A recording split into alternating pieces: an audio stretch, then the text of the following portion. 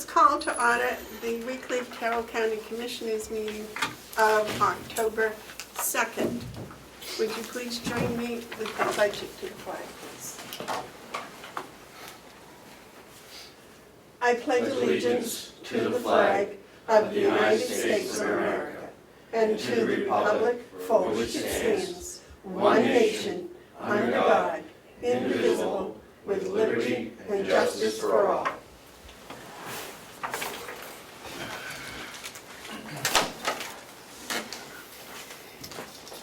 Would someone like to make a motion on the minutes from September 25th?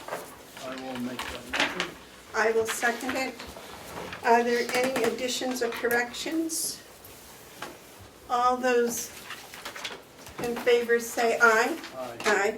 I will abstain. They're not attached.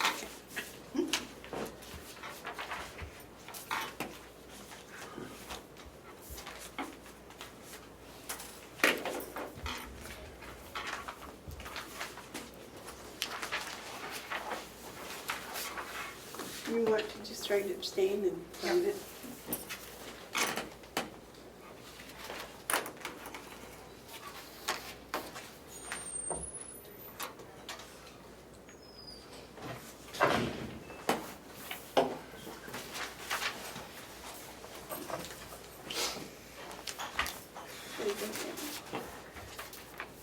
Thank you.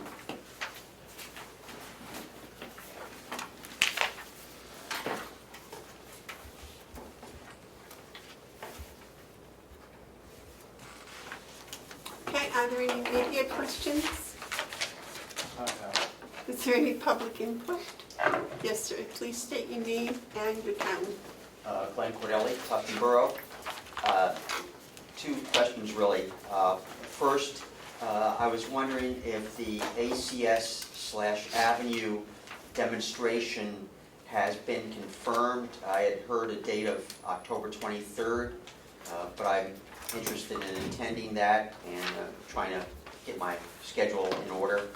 And secondly, at the last delegation meeting, a resolution was passed asking for a on-site meeting with Melanson and Heath, and I'm just wondering if that meeting has been scheduled. Thank you. Thank you very much. Ken, do you have information on either of those meetings? Yes, it's the 23rd of October. Is there a time? I don't have a time yet. Okay, but it is definitely the 23rd. And about Melanson and Heath? Oh, I believe what was stated was that at the delegation meeting, that the report was coming soon and that no meeting would be scheduled unless there was some other type of material delay. have we got the report yet? Not currently, we do not. So presently, there's none scheduled. No.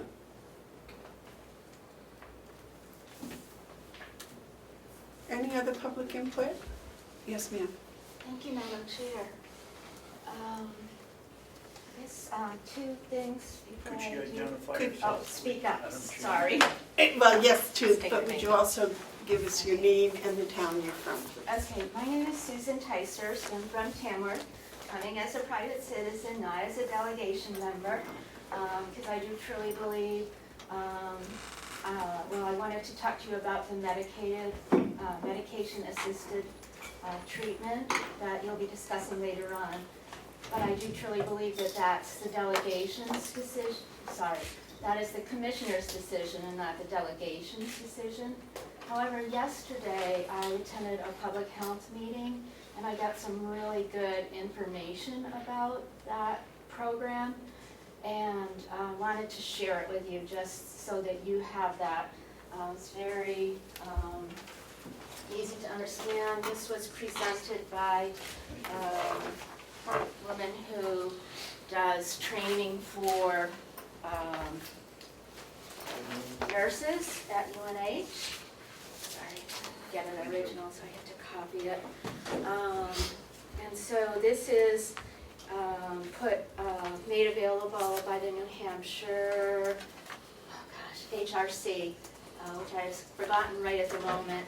And I'll leave you the website where you can get more resources to Harm Reduction Coalition, got it, New Hampshire Harm Reduction Coalition. So the first page has some information about compassionate care for opioid use disorders. The next page outlines how medications save lives. The third page explains the different medications, their purposes, and who's authorized to give them, whether you need a prescription or not. And the last page is how to manage symptoms of opioid withdrawal. So that's all I want to do, is just make you aware of this, because I learned some really important things. I understand, I have a much better understanding than I did before, and I want to make that available to you. May I ask a question? For the medical assisted treatment, the only two they spoke of were methadone and Suboxone. Who spoke of that? Whoever in was here? doing this, yes. They had no We others. have three listed here. There's 3 columns. So the first column kind of tells you that the top box will be what the classification is. The second box will tell you down below, the second row more or less, will tell you what actions, what it's indicated for, and typical dosing practices, and then regulation for each of them. And then the 3 columns are methadone, and I'll have trouble pronouncing all of these, but it's basically Suboxone and naltrexone.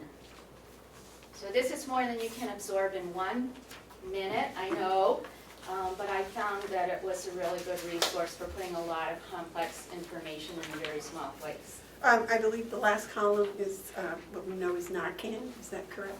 I think so, but I'm not the expert, and I did believe that there were going to be some people here who were at the public health meeting who have much more expertise than I do. I was just curious if they had any other alternatives besides those two. This was all the information that we got there, although we got a lot of information about other programs and services for harm reduction.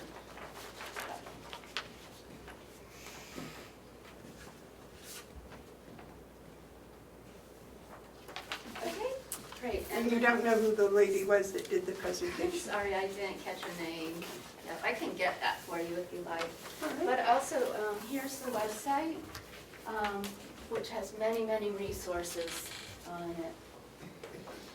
Okay? Thank you very And much. just a copy for 2 minutes. And that's all I have, but you can get the website there, and it's right on the website. That's the harm reduction. Yeah, I have it if you want to keep that. You want that, right? The address for the harm reduction website.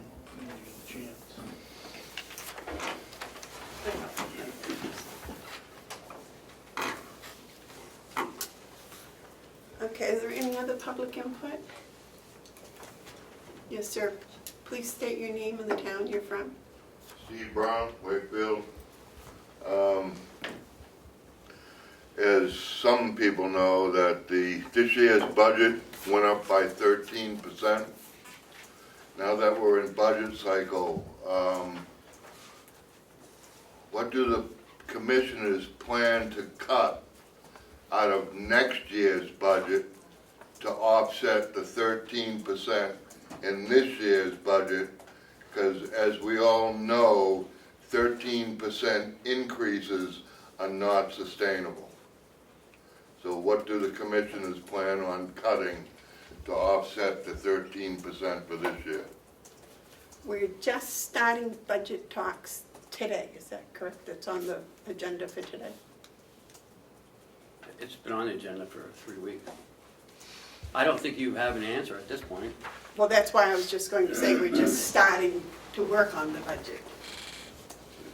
You have no plans on cutting the budget for next year to offset the 13% increase that it was raised this year? Well, we have to see what the department heads bring forth.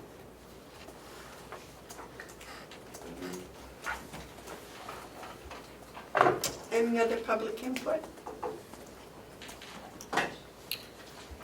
If not, the check manifest approval for the week ending September 27th, 2019 was $53,577.89. And I guess we'll start with the jail bids for the floor in the parking lot. This is one each.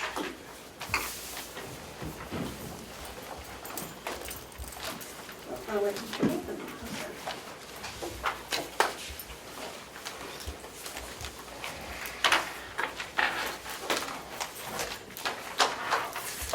Since we only received point each, where did you put the RFPs up? They were on the website and also direct solicit You put them on? Or Downstairs. Bob put them on? downstairs, but so I'll just put them on the website. Our website? Yes, and direct solicit as well. No place else? No, How many did you direct solicit? Major has a list, same as we direct solicit for, I know at least on the flooring, it's 5 or 6 different companies, and the paving, we had a list of, that we had like 12, it's late in the year. So at least 4 on the flooring and 12 on the paving. I'll tell around 12, I can find how many, 8 or 12 on the paving. It was more on the paving than it was on the flooring, put it that way. Okay, someplace between 8 and 12.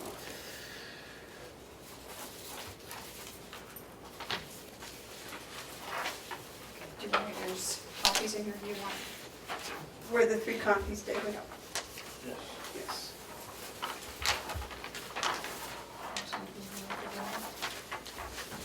Does anybody else want a copy? There's 5 Well, copies. there's one for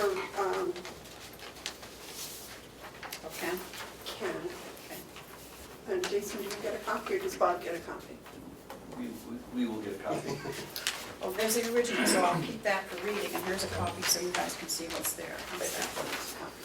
Okay, there's a copy. Thank you. You got one for Ken? Yeah, here's one for Ken. Oh, whoops. Where'd Ken go?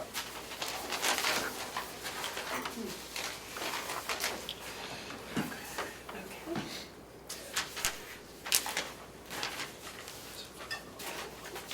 Terry, would you read yours, please? This is for the carpet in jail. It's from Maine Made Custom Builders. I'm assuming it's in Maine, there's no address. It states, remove old carpeting from hallway, briefing room, something else area. Kitchen area. Kitchen area. Apply new tile supplied by the jail, apply coal-based around all edges, labor costs $5,000, material costs $500, extras, glue, coal-based adhesive, not supplied by the jail, $5,500 max.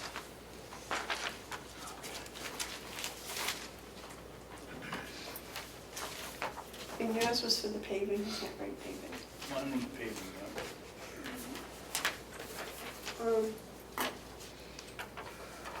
So I guess the apparent low bidder for the flooring would be Carpet Maine Made Custom Builders for $5,500. David, would you read the paving? Here, Ken, of these papers, right?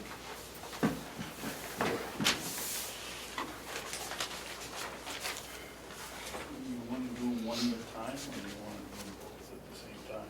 Do you have 2 for the paving? No, I only have one. Well, let's just read the one. That's all there is one for the paving. Sunny Paving and Sealing, Wolfboro Falls, New Hampshire.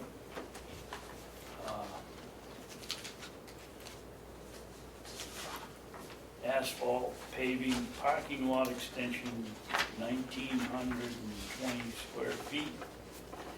Saw cut and remove asphalt bump out. Install gravel as needed to achieve proper pitch. Fine grade and vibratory compact sub-base materials. Pave 2.5 inches by machine and compact to 2 inches finished depth. Line stripe approximately 6 new spaces, $5,990.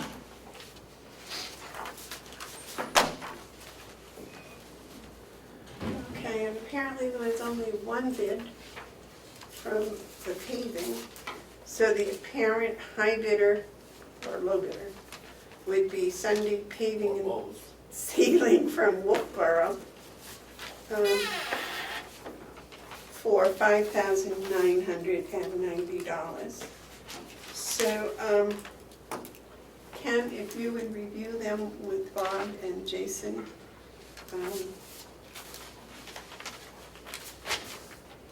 and come back with us next week with your approval or disapproval or your suggestions.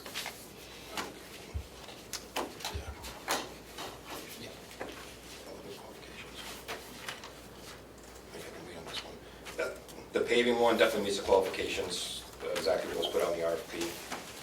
If there's a way to get that approved today because it's getting late in the season, the other one we go back and look a little further. Well, our process is to have you and Ken and Bob go over it and get back with us next week.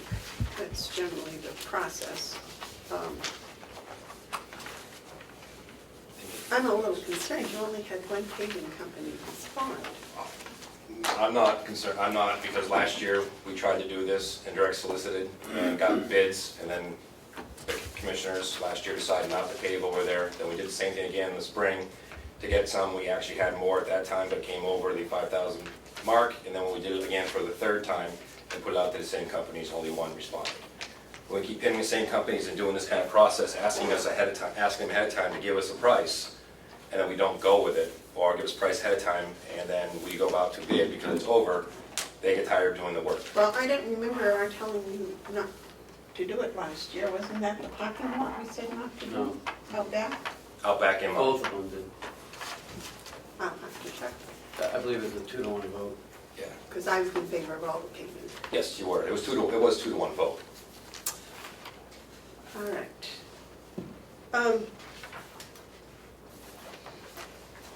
Just give me a couple of days to go back and find my notes and see what the other bids were. I don't remember opening any bids, so.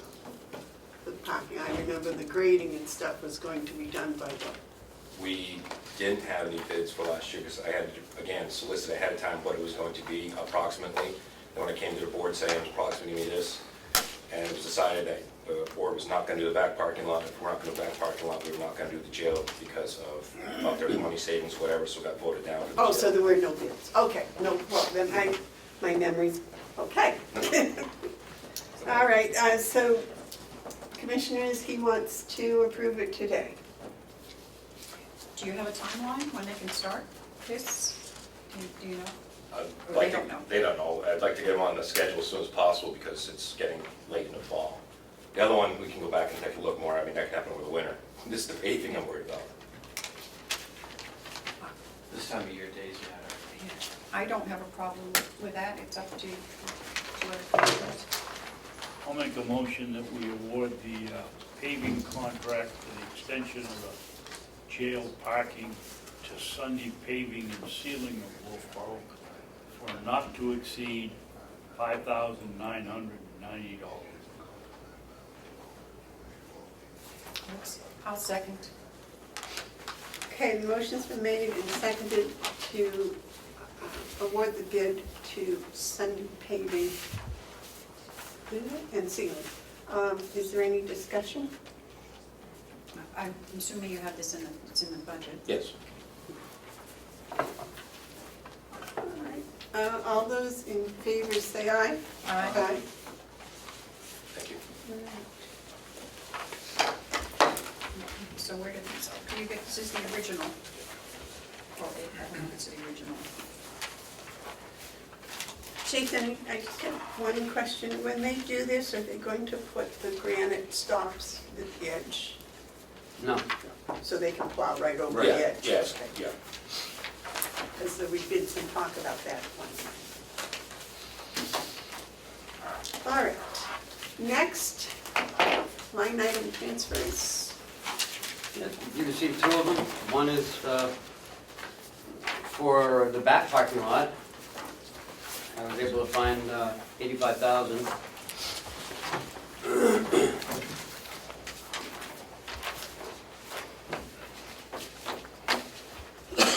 So request number 18. We got some holidays this year, some holiday premiums from Primex, because we did so well, and the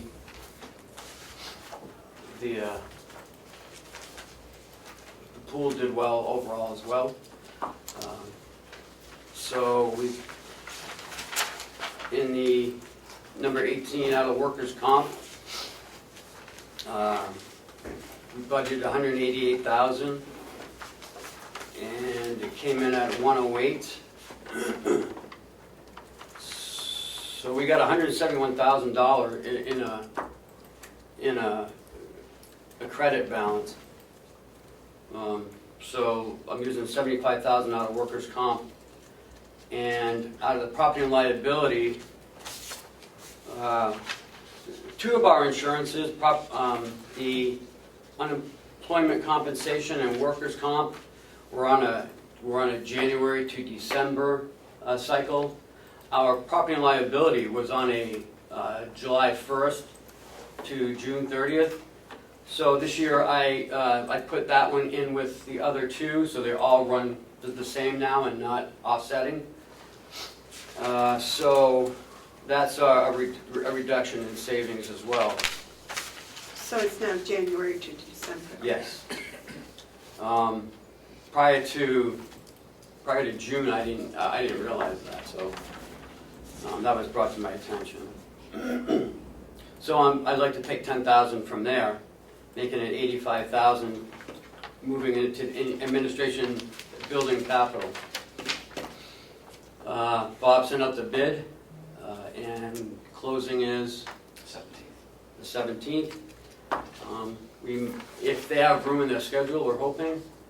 They have until the end of November, you said, or Thanksgiving time, somewhere around there. It's weather dependent. Yeah. So we're going to try to get it in before the snow falls. So that's number 18.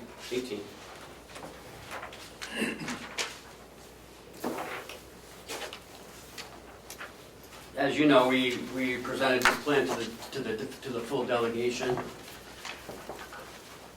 and they were in favor of it if we could find the money. David, would you like to make a motion on that? No. I'll make a motion that we transfer $75,000 from the workman's comp insurance and $10,000 from the property and liability insurance, making it a total of $85,000 transferred into the administration building capital for the purpose of tarring or resurfacing the back and side parking lots. And this is request number 18.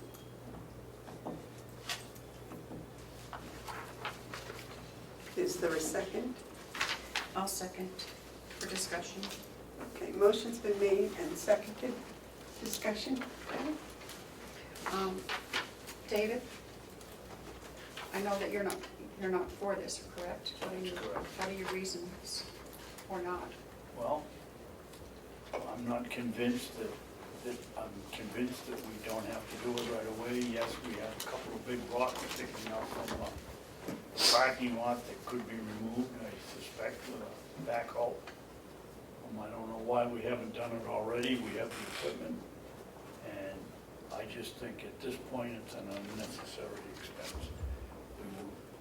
We've all been around here in the winter, and you know it's gonna ice up and there's gonna be water in the dips, and we have to sand it, we keep it as safe as we can, and somebody has some responsibility to walk correctly. Ken? In 2016, I had Primex come up and do a survey of all our parking lots, our walkways. They highly suggested that we do our walkways and our back parking lot. So in 2016, we did all of the walkways around the building. We eliminated a walkway in the front here, which helps save us time because we don't have to shovel it anymore.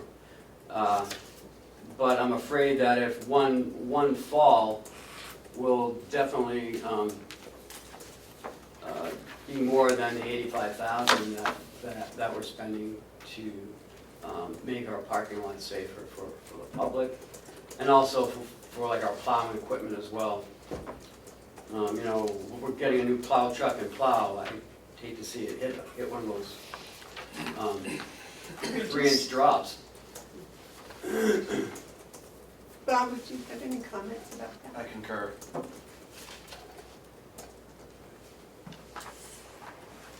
Well, I'm in favor of it because in the winter especially, we have a large number of visitors that park out there and that come into the Registry of Deeds, the Attorney's Office.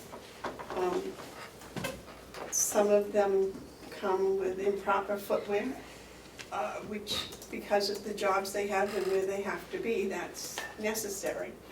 But I have been out there with my work boots on and still tripped because it's quite dangerous, I think, because there are ridges and there are dips, and in the summer you can't walk across there because the water puddles even after the rain for quite a while, and I think it leaks in underneath, and then when winter comes, that dampness freezes and pops everything a little higher. Am I correct with that? Absolutely. What are hills and valleys out there now turning into mountains and crevices in the wintertime? I was gonna say, you're being nice, calling them dips. We can't control the human element. We really can't. As much as I'd like to think that we can, we can't. The parking lot is in tough shape. It's been told to us by our insurance company that we need to change, that we need to replace it. And we can only do so much with what we have for equipment, sand, salt. That does not take out the human element. And it does not remove all the ice because it dips and freezes at night despite the salt, because there are days that it Correct. dips below 16 degrees out here, and yes. I had a staff member fall in the parking lot last year. It did incur a little bit of expense as far as medical, but, I mean, I don't want anyone to fall, because, I mean, it wasn't that serious, but we're just waiting. It's gonna happen if we don't do something about it. And like Bob said, you know, there's only so much we can do with what we got. So, And I believe it deteriorates faster every year that it has more cracks and hills and bumps. Correct. The front parking lot out here was done 4 years ago, 3 years ago, 2 years ago. 2 years. Patched. And that is in pretty good shape still. So I think correcting It's better.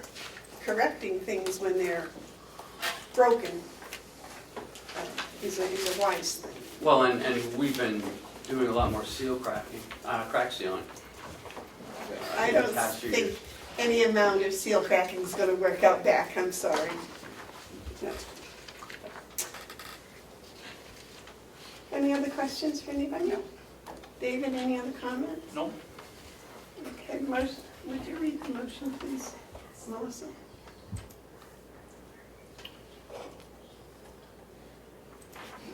No, I can't, sorry.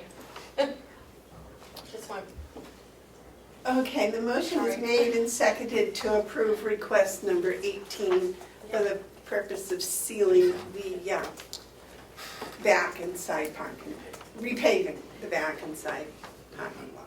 Madam Chairman, could we have a roll call, please? You certainly may. that I can do. Commissioner Robinson, No. Commissioner Bevard, Yes. Commissioner McCarthy. Yes.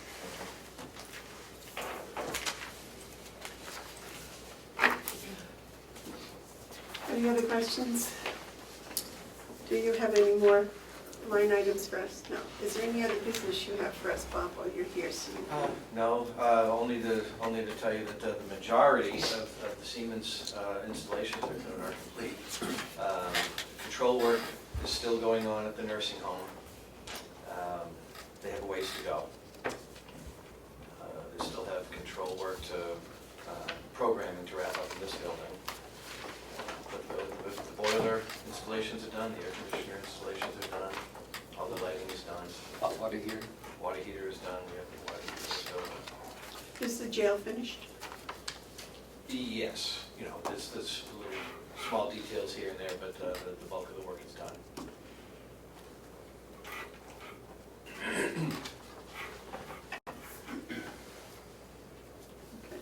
Do we have that line item transfer signed? All I have is my card. Could you give me a? Yeah, give it to you. Thank you very much, Bob. Thank you.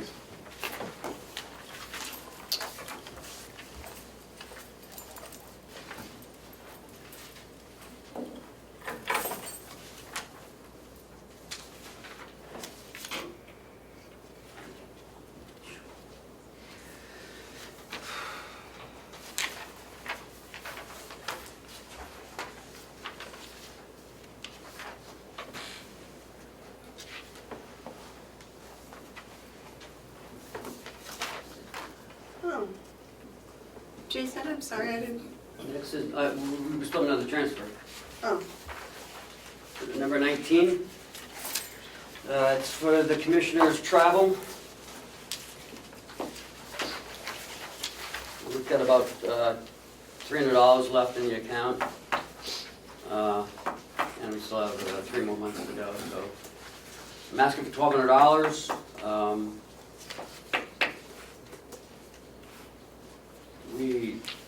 It has been cut back over the years, but this year Commissioner Babson has been taking mileage, where in the past he has not. Therefore, the increase because of his usage. And he's entitled to it, he just never took it before. So it was never taken into account. $1,200? Well, I mean, I don't know. I'm just guessing. Well, because we always use the county car, right? What? We use the county car going to meetings, No, right? from home to here, from home to any other meeting he has to go to. Okay. We have budget season for groups. Right. Oh, I'm sorry, when you said meetings, I think you mean, wait, commissions, yeah, okay. I'll wait a motion on this, on line item transfer number 19. I'll make a motion, we approve line item transfer request number 19. I'll second. Is there any discussion? Just for a note, you're doing about $350 a month, so. Oh. Any other comments? Okay. All those in favor say aye. Aye. Those opposed?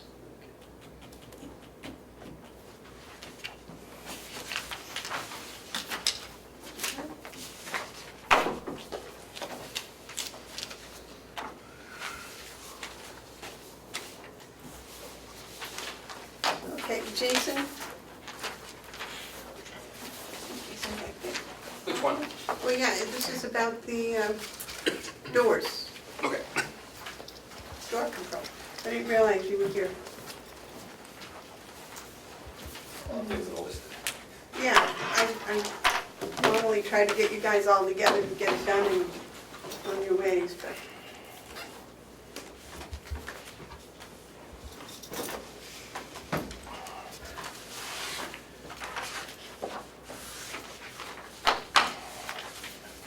Fill me in on this, we didn't do an RFP on this, right? No, ma'am. It was, This was sole sourced.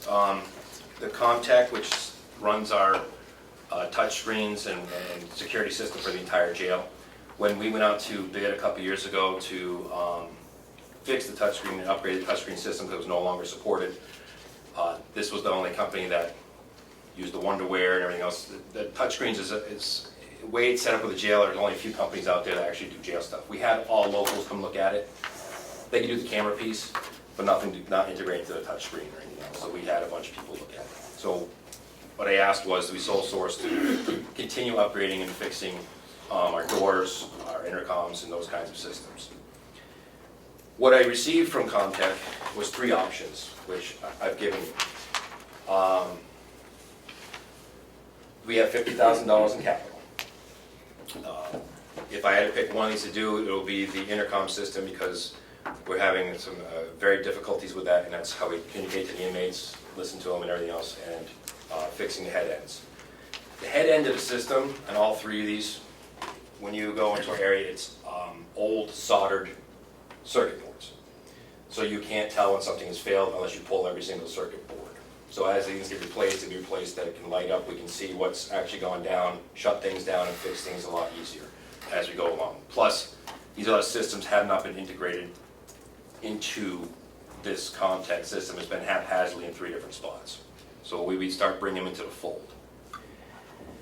What I'm asking for, and I've talked to the county administrator because there was some savings, is to try to do some of these projects at the same time, as it will save the county money over the long haul, because I keep asking to fix these things. So option number 1 we have in the budget, do no problem. Option number 3, to upgrade the door controls, again, so we can go in and easily fix them, find what's working, not working.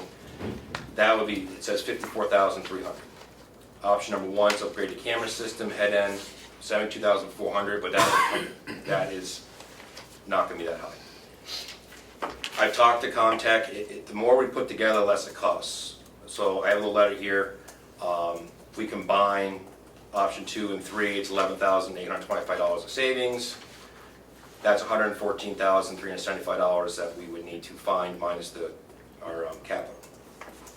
This morning, because I asked Comtech to put together a proposal if we did all 3, which I just got this morning. Proposal for all 3 to get them done. Oh, actually, I have one of that.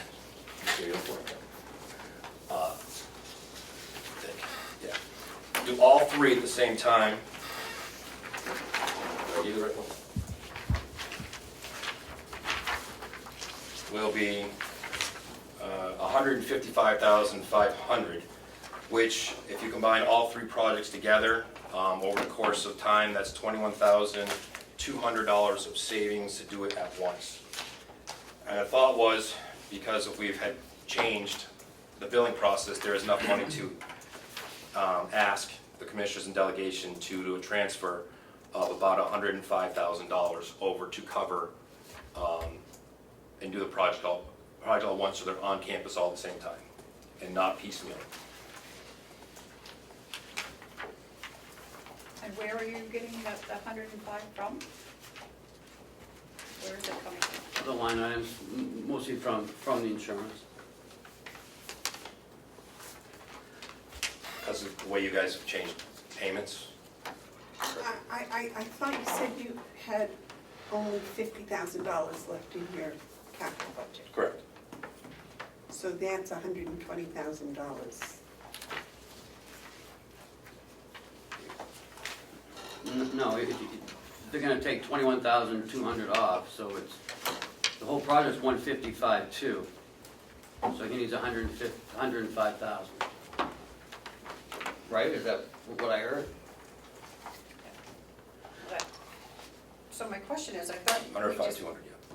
we just transferred 85, how much is left in from insurance? I thought we only. There was about 190,000.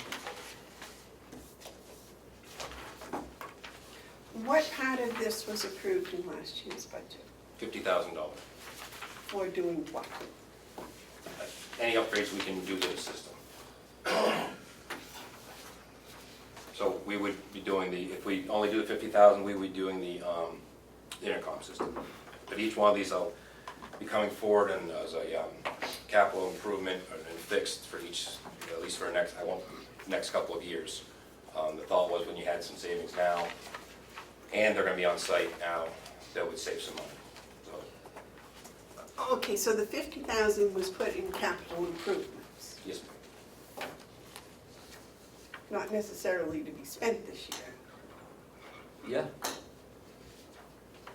not saved so that we could do all 3 at once. Yes, you could encumber it and then try to raise another 105,000. Well, I mean, you don't encumber stuff that you can do. Oh, yeah. Okay. I mean,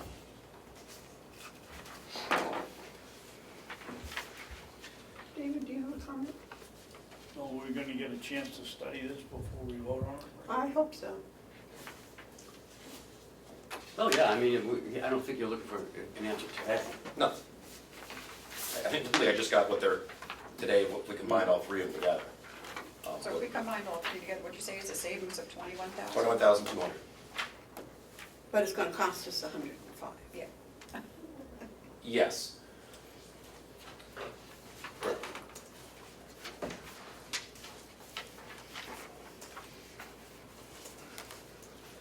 Again, I think the intercoms is crucial. I have to get that, that's gotta be done this year. And eventually these other ones will need to be done over time. The camera system at some point, we did some upgrades to it a few years ago. This will give us more terabytes, so we can actually hold for longer days than we have and expand the system so we can put some cameras in areas that we truly do need, especially as we move towards a pre-audit.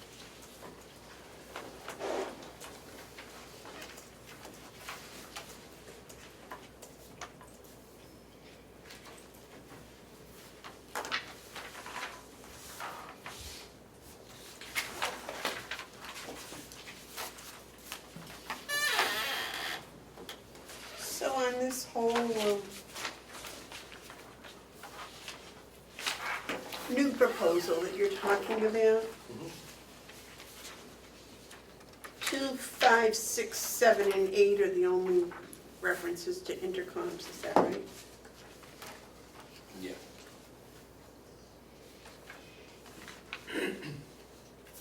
What's hard about this project is they kind of all integrate together. So eventually, they're all interwoven, the doors are interwoven with the intercom system. You have third parties that did the intercom system, that's not necessarily integrated here. They're a company out of New York that we can't, we tried to get here, we got them here once, we can't seem to get them back.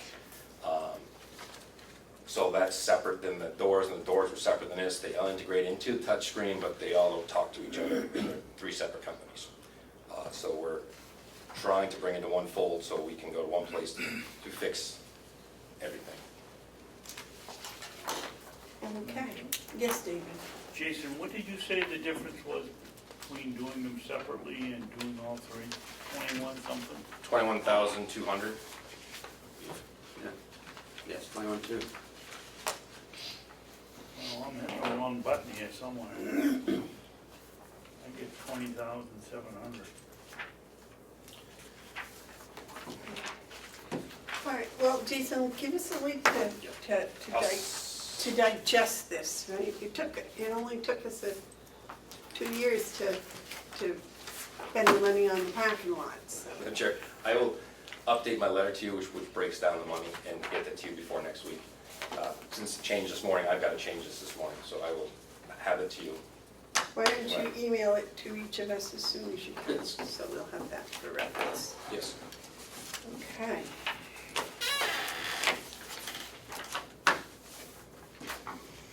All right, I gather you want a vote on your medically assisted treatment performance thing today? I do, and I have a guest here tonight, if it's okay, to speak about it a little bit. Are they an expert on the correctional system? I would say yes. I would say yes on medicated assisted treatment. No, I said on the correctional system. We have no argument on medical assisted treatment. I believe everybody in this room believes that is a positive. Point of order, Madam Chairman, should we have a motion before we start the discussion? Well, that's what I was getting to, but Jason wanted to introduce a guest first. And, I'll make a motion that we accept the House of Corrections MAT policies.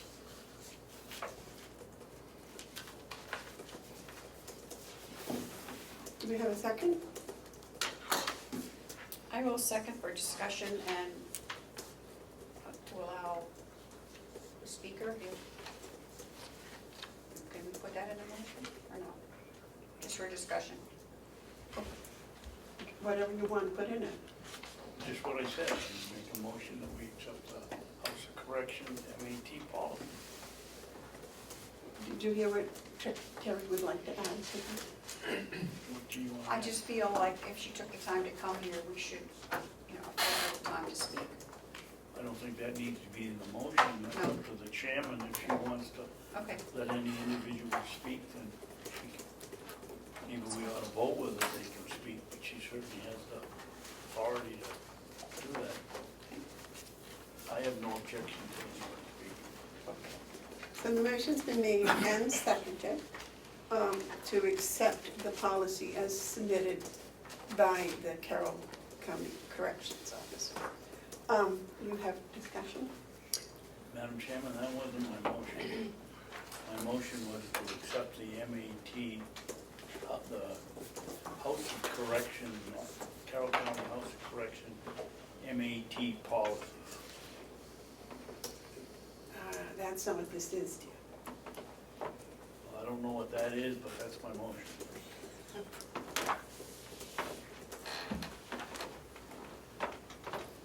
But isn't this what you want to accept?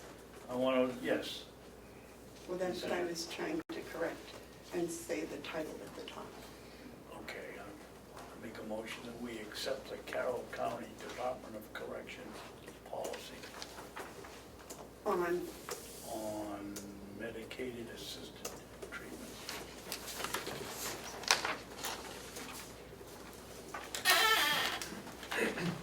And that's what you seconded. Just, yeah, for discussion. For discussion. So motions are made and seconded for discussion. Your discussion.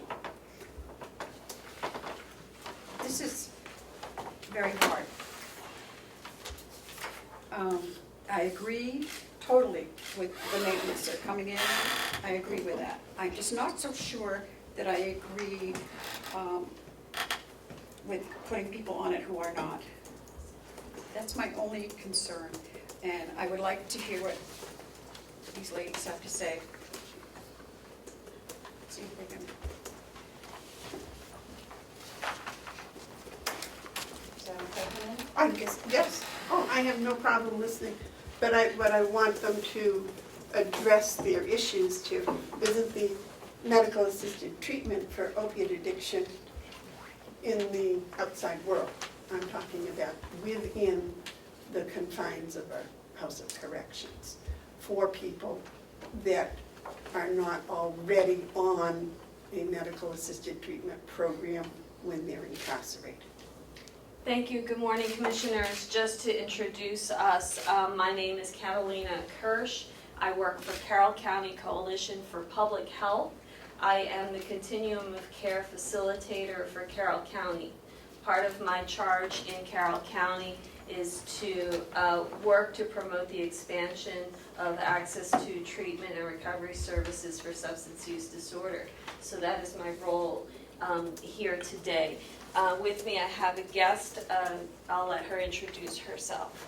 Hi, my name is Katie Foster. I work for New Futures, an advocacy and policy organization who strongly supports access to medication-assisted treatment in all over the place, but especially for incarcerated folks who this is their only opportunity to receive treatment in many cases. I do have a couple resources. Is it okay to hand those out to you? Certainly. I'm sorry, could you repeat your name so I can? Katie Foster.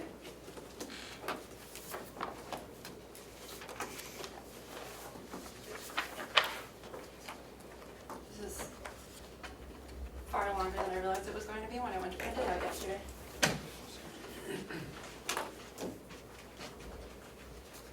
This is from SAMHSA. Oh, I think we already have. You have that one? Okay. I think Jason has the name. No, not that one, you get the small one and you have the full version. Right. Okay. They don't have So the- this is a different version? Is it the same? Same. 76 pages? Yes. I'm dropping this all over the place. I apologize. Okay. These are a couple of short op-eds on the topic, one from my boss, Michelle Merritt, the president of New Futures, and one from Okay, this is Advocate Dean Lamire on specifically MAT for incarcerated individuals. Would you like a copy as well? Thank you. David, did you want a copy of this? That's a new, I don't have, I don't since have I a have copy the of short that. version and the long version, but I don't have your middle version, which are This must be the middle-sized version. I don't know if it encompasses the same or not.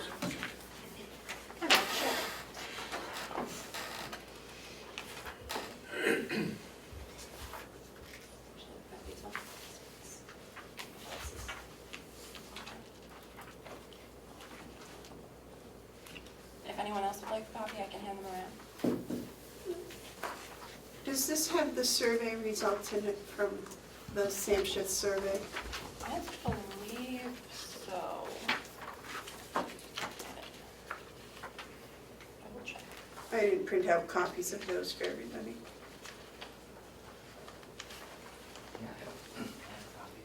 Yeah. That's the last one. I'm sorry. I have the op-eds if you'd like to read those. Sure. One from Copy Monitor.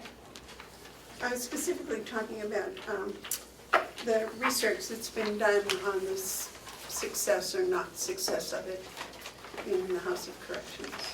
I don't have that with me, but I can certainly send it to you after this meeting when I'm. Well, I think all three of us should probably have that result. Yes. My latest update for the one I have is, I think, 2017, I think. It was based on the 11 through 13 population and then the 14 through 17. I will locate those and email them to the commissioners.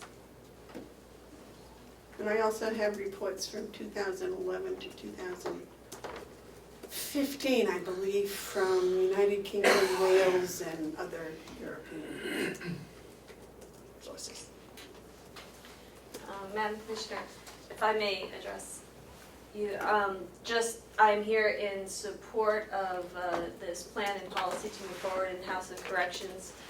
We understand from the Substance Abuse and Mental Health Services Administration that this is a standard of care that is being supported throughout the nation.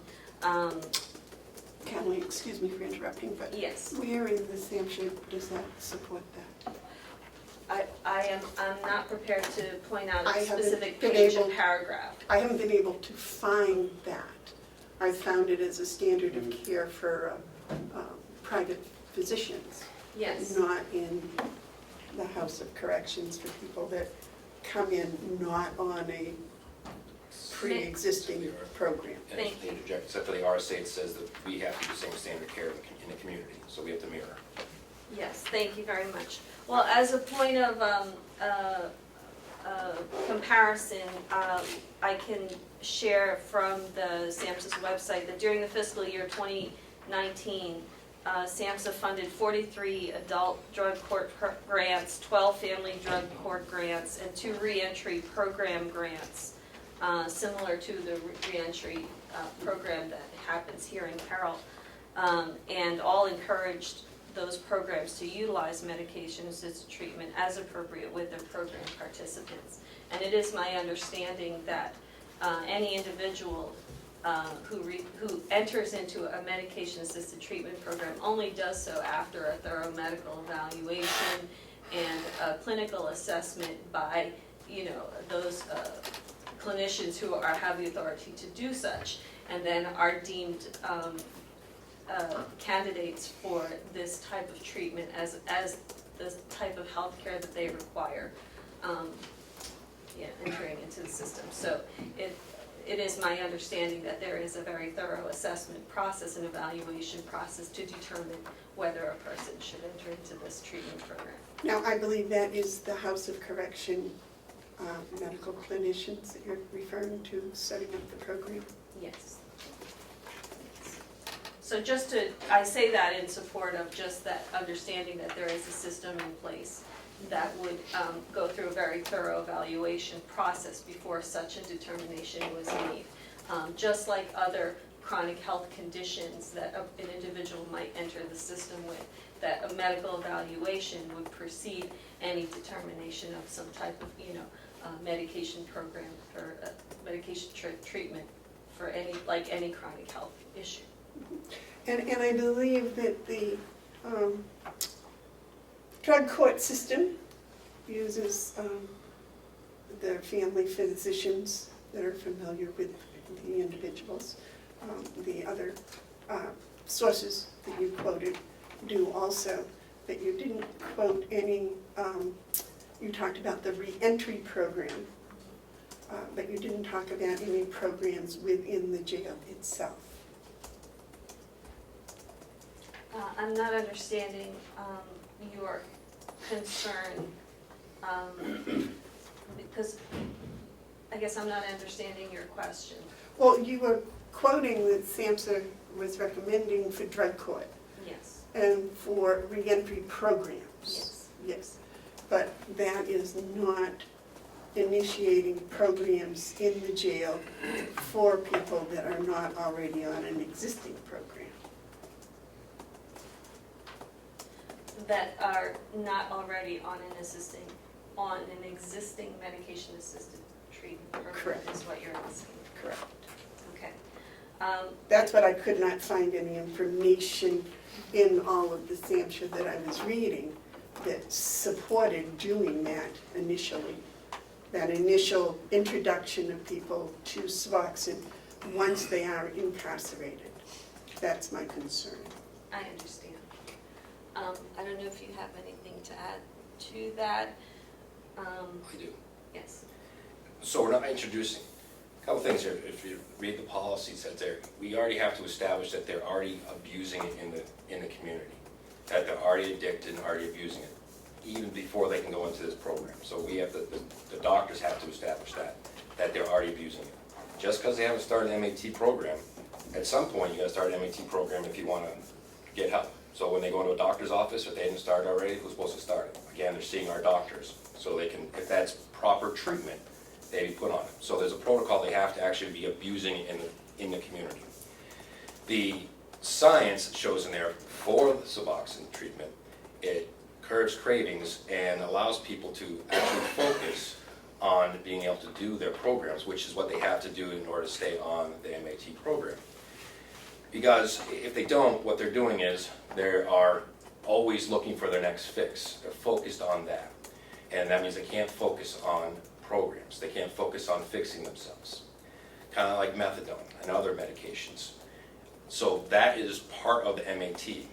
Yeah, you can, if they're appropriate and if they've already been abusing, that might be part of their program so they can actually help themselves. And when they go back into community, it is shown, because it's lower the cravings and opportunity to go back and continue working in the communities, that a reduction in overdose rates, because they're not jonesing for that same fix as they're going I down. haven't found facts to back that up, and I keep asking for just some numbers and some data and some I research. gave you 4 inches of SAMHSA, I gave you the doctors that came here.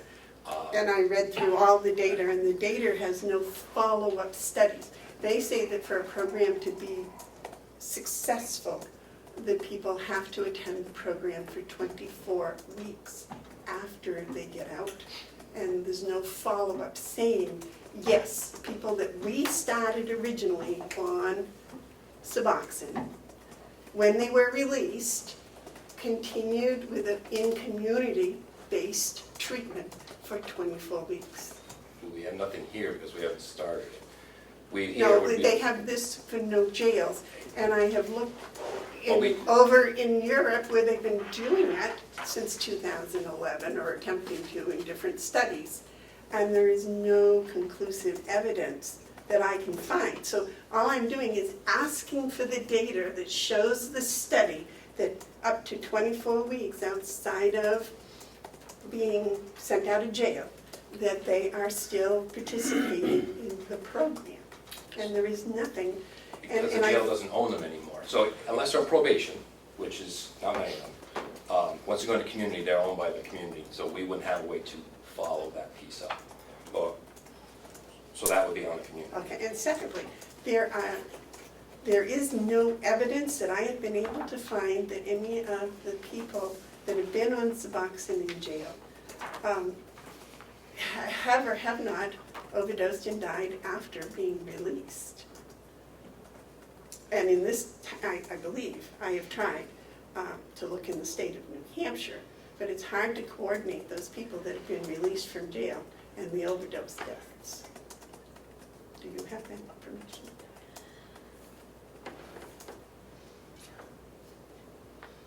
I cannot say that I have a specific number to say that, to answer that specific question. I can speak to the fact that in Carroll County, we now have more access and greater numbers of providers who offer medication-assisted treatment according to the way it's supposed to be done, with a management of a medication coinciding with individual and group counseling, which is as the model is supposed to work. There is more of that type of treatment available today than there was some years ago.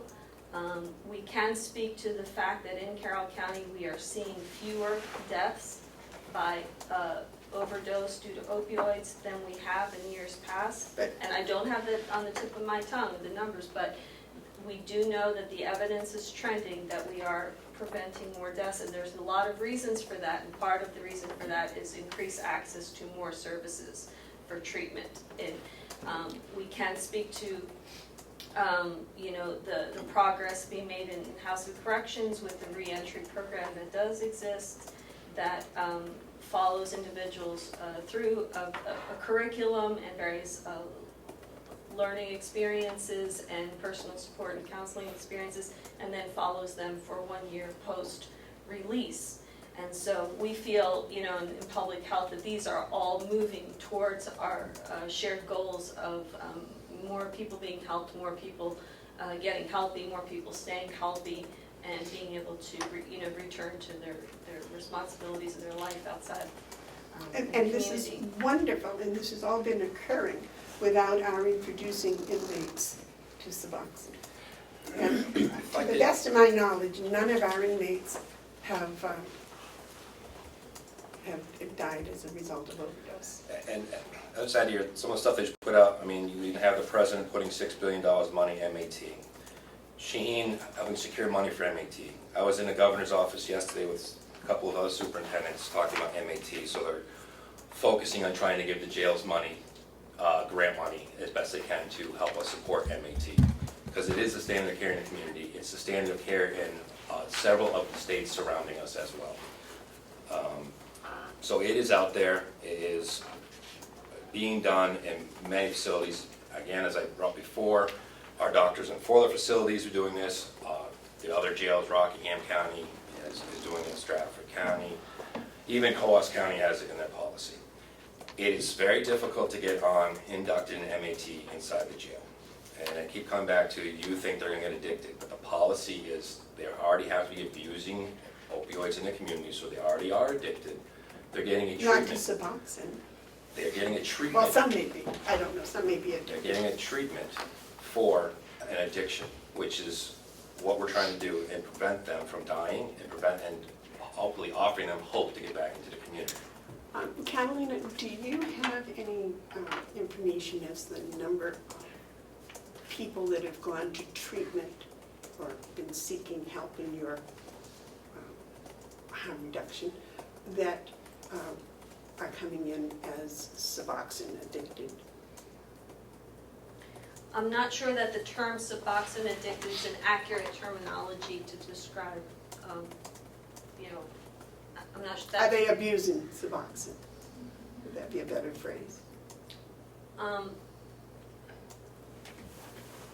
To answer your concern, as we know, for various and diverse types of chronic health conditions, specific medications will be prescribed to meet specific medical conditions. And especially in the case of controlled types of substances, there will always be the risk, if someone takes an antidepressant or a blood pressure medication or a diabetes medication, there's always a risk that if that person is using that medication in a way other than it is medically prescribed to be used, then there's always a risk to the health of that individual. And that I believe that this situation is not different. That Suboxone has, there's a protocol that's medically evaluated and prescribed, and when an individual follows that prescribed, prescription as it is supposed to be done, then that person has a greater chance of getting healthy and staying healthy. And so I would put it in the same category as, you know, the misuse of prescription medication certainly is an issue in our community and communities across the country, but I believe it's a separate issue. But Suboxone isn't supposed to be used for anything else except assisted opiate reduction. It has its specific use, and if you are asking, is there a risk of the misuse of that prescription medication, Oh, then no, no, yes, there I know is. that. What I'm There asking is. you is, do you have any facts on the numbers? You must keep track of the people that the community is assisting that come in with fentanyl problems, or heroin problems, or methamphetamine problems, or you don't keep. Carroll County Coalition for Public Health does not track individuals, because we don't provide direct service to individuals, so we don't But track. you don't that track information. the drugs that they're misusing, they're abusing? No, as we are not a medical provider, and so we are not tracking So who- individuals and who- use of their medications. Where do the statistics come from when they say, you know, there is so many There is people the- on this- heroin, or so this- many people on fentanyl? The state of New Hampshire has a prescription drug monitoring program that follows the prescriptions that are being given out in our state and has controls in place to help prevent the misuse of prescription medication, so that an individual cannot go to one prescriber and then another prescriber and then end up with more But I'm talking medication about than they street need. drugs here. I mean, heroin isn't prescribed, fentanyl usually isn't. Fentanyl is prescribed as a pain medication in recovery from various, you know, surgical operations and other types of things. The state of New Hampshire monitors the prescription, you know, drugs that are out there. The state of New Hampshire has not had a problem with heroin per se, compared to the problems that we do see with opioids and other substances. Oh, I thought heroin was an opiate. Heroin is the natural form of the drug, and the opioid is a synthetic form of that type of drug. David, do you have a question for Catalina? Do you have any questions for Catalina? So we're just trying to support efforts to increase access to health care. This is, you know, if an individual comes into corrections with any type of chronic health issue, it is our understanding that they have a right to a medical evaluation by a doctor, and then access to the type of healthcare treatment that meets their specific health concern. And we believe that opioid use disorder is just one of those many healthcare concerns. And just as we would give insulin to a diabetic, we feel like that individuals should have access to medication-assisted treatment for an opioid use disorder, because if they were not already on a medicine for a different chronic health condition, we would not hesitate to start them on a regimen of a medicine that would help with their particular health concern. And we see this as in a very similar light. They're coming in with a health condition, and it is determined that that health condition is opioid use disorder, that then they have an access to start a healthcare treatment program, which in this case would be a medication-assisted treatment, which they could then continue further within the community, because there are resources available in the community to continue that medication-assisted treatment, in addition to individual and group counseling, because those services are ready. And it is my understanding that there are staff in corrections that do all of that pre-release planning to make sure that all of those types of services are set up as best as possible on the day that the individual is released, so that they can continue those access to healthcare treatment. But won't this interact with that month-long shot that they're going to get for naloxone? You can't have naloxone and Suboxone at the same time. No, it's two different, you're talking different, they won't have the same thing, no. So Well, it you depends. told us that when they get released, you're going to put them on Vivitrol. Vivitrol. Isn't that a form of Narcan, long-term Narcan? No, Vivitrol is another type of medication that assists with treatment of opioid use disorder. And it lasts for a month, is that what you were talking about? About a month, but it doesn't necessarily Won't mean, that interact with the Suboxone treatment? A physician would determine which medication to give. just remember, on here, even the policy, there's different layers. Somebody might be on just Suboxone treatment, and then some people might be on just an Lextrone treatment and Vivitrol on the way out. It depends on each individual person on what is best for them and what is gonna work for them for programming. So you have the doctors prescribing which is best for their treatment. So there's multiple different ways. This is what I was just asking about the paper we had that was passed out by the Nurse Association that the representative gave us. There were only 3 listed. There was only 3 listed. One was Suboxone, and one was methadone, Yep. and one was naloxone. Naloxone, yep. Orally during incarceration with a transition to Vivitrol. So depending on which one they were doing. If they're doing naloxone during incarceration, then we transition to Vivitrol. It's going to depend on each individual person and each what is best for them. That's what the doctors would prescribe. That's what there'll be a Medicaid-assisted treatment. That's why there's. But the third It's all- one, the naloxone that they talk about here, is just blocks the opiates from acting. Mhm. So you wouldn't have them in jail on that on a daily basis, would you, or a monthly basis? If it's needed, yes. Some people could be on that. In If it jail? works for them. How can they get opiates in jail? Part of the MH, part of our treatment, which is Suboxone, has a little bit of opioid in it as well too. Well, that's why you can't give them both together. Yeah, that's why I'm not a doctor. The doctor will prescribe what they're supposed to do. Right. Well, you see, you gave me all this information, and I read it all, and I have been up nights reading it, and adding to what little knowledge I did have. I have done a lot of research, and, you know, as long as I can find the studies that back up what's said, I'm very happy. I'm a Commissioner, I mathematician. did just find some other numbers that you might find helpful, and I'll try to get a print off of this to have it to put in your hands. Just Again, make sure I this know is- where it's Again, coming this is from. from SAMHSA, again, so it's a reliable source. And it shares that, and this is from a document, an issue brief called The Use of Medication-Assisted Treatment for Opioid Use Disorder in Criminal Justice Settings. I might actually already have. And this section is labeled Upon Reentry or Community Corrections. It states that,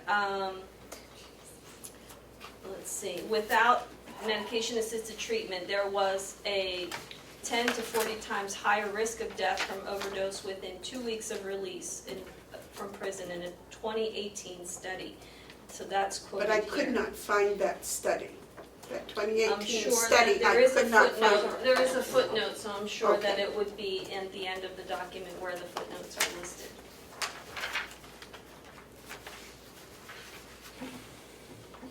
So just to share that the science is behind It's this, effort.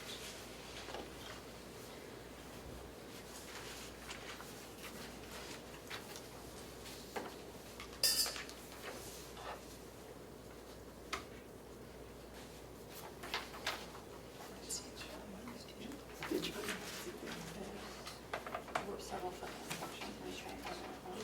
We're trying to find the right, the footnote section that names that study.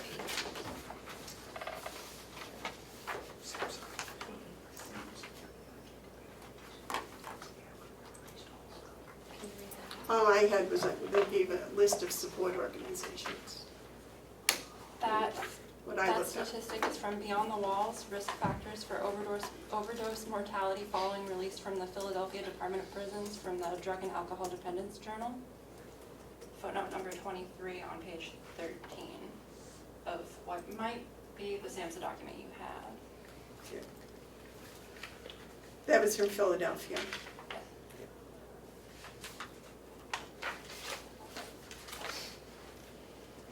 The numbers are in the data sheet that they had.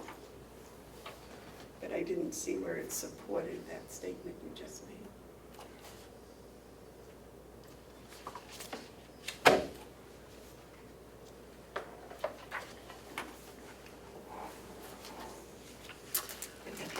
Anyways, I want to thank you ladies for coming and sharing your knowledge. I'm sure that you've given both the other commissioners a lot of reading, as well as I will follow up on these and make sure that this is what I did have and not.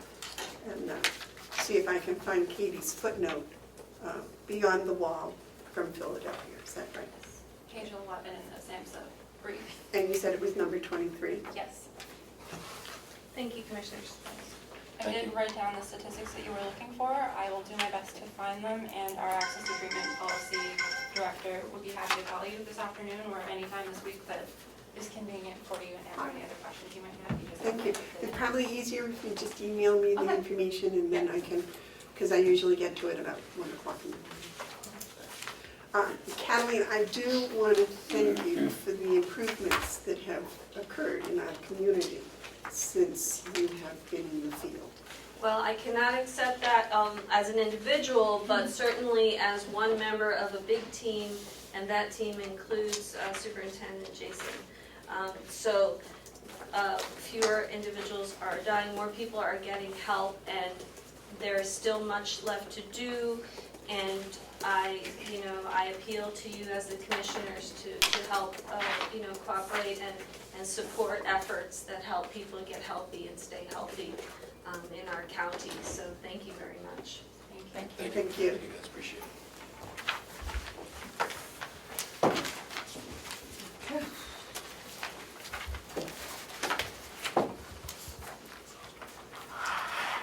Terry, David, do you think a week would be enough for you to digest all this new material? I think we're gonna motion. You have a motion on the floor. I know, but as part of the discussion, I was asking if you thought a week would be enough for you to digest all of this new material. No, I'm ready to vote now.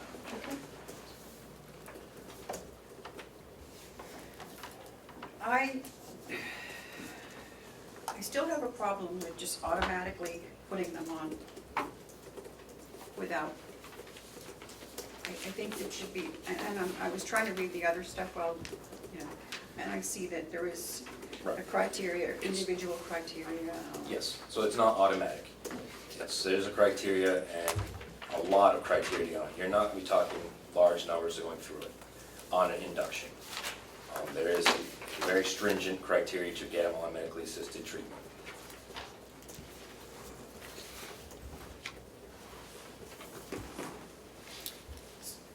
So I think it's a hard choice.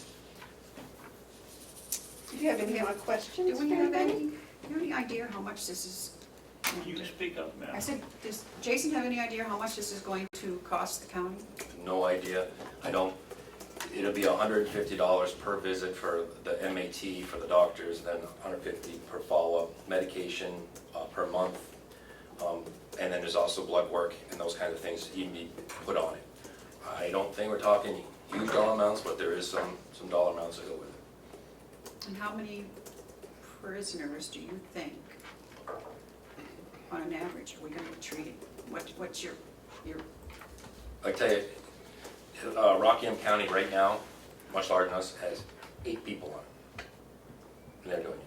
Okay, so that's in comparison, they're 3 times our size. Merrimack County, I think, has 12.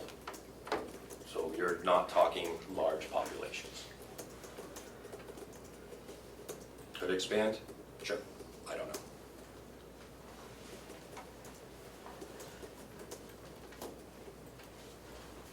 Ken, you have a comment?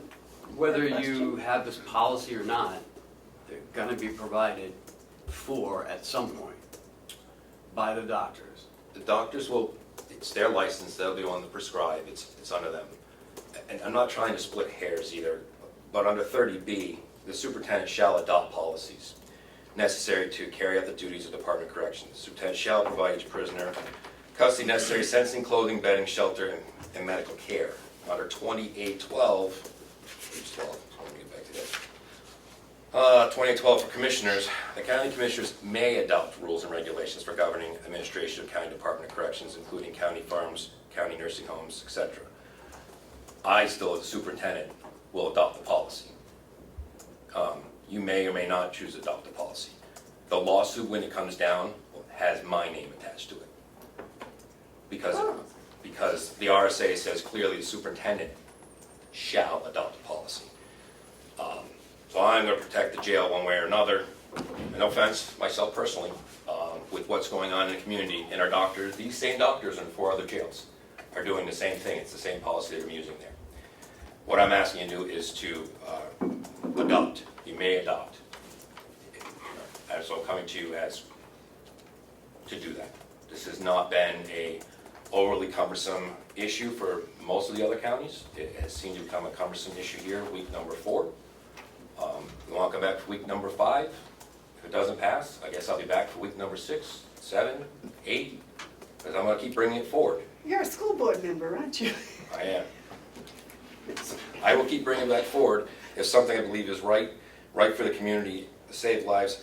I'm not telling you that I'm a doctor or that necessarily that this is my cup of tea. I'm telling you what the science says out there, what's going on in the community, what's going on in other states. And if it saves one person, or allows one person to go back to working, just like people weren't happy when methadone came out, just like people weren't happy with other medications, then that's what I'm going to support, and that's what I'm here for. May I ask a question? Sure. Certainly. I think that it would make us feel better about this, or at least myself, if on this first thing here is in the community, if we just took out, or those who are currently abusing illicit prescribed opiates for the, if we could just, because that to me means, says that you're just gonna, they're gonna automatically go on it, even though as you move forward. So, I cannot. This is written by the doctors. This is their protocol. This is what they're using in other facilities. Again, it says in there specifically, you have to be abusing it. Then they have to go through all those protocols that you put on it. It's not automatic. Hey, come on in. We'd like to put you on Suboxone. It doesn't work that way. Remember, this is their license. They have to specifically have a license to even prescribe Suboxone, and they only have so many licenses they can do. So they're not going to be pushing extra people beyond Suboxone. These are our doctors we contract with that do our jails and 4 other jails. That's not what they're there for, but it's part of the treatment that they've been, kind of hands been tied to offer. if this is their policy, then why are you, I mean, So I'm adopting their policy. so what you're telling me is, it's either gonna be this, or it's gonna be, we have nothing to say about commissioners. You can choose not to support it, and then, That's, But I must point out just one little fact, and that is, in the past, doctors have heralded medicines as the most wonderful thing in the world and had everybody on it, and then found out that it wasn't really all that helpful to the community. I think some pharmaceutical companies and their owners are in the midst of big lawsuits over that. Madam Chair, I don't disagree with you, but I'm not here to, if it's something medically prescribed, because I'm not a doctor, nor do I play one on TV, I'm not going to stop them. I can't stop them. Just like when a court, sometimes they put orders over to the jail to give special medications, I have to call the court and say, you cannot order the doctors, and the doctors will call there too, you can't order special medications. It's their license, not ours license, it's theirs. They have to do a standard of care, it's in the community. They have to follow those practices under their oath. So that's what they have to do. Like it or not, people have their difference of opinions. The newspaper came past week, most from people were in favor of it. Camp North Conway, it's in the community. It's a standard of care. And again, I've been here week 4, saying the same thing. So.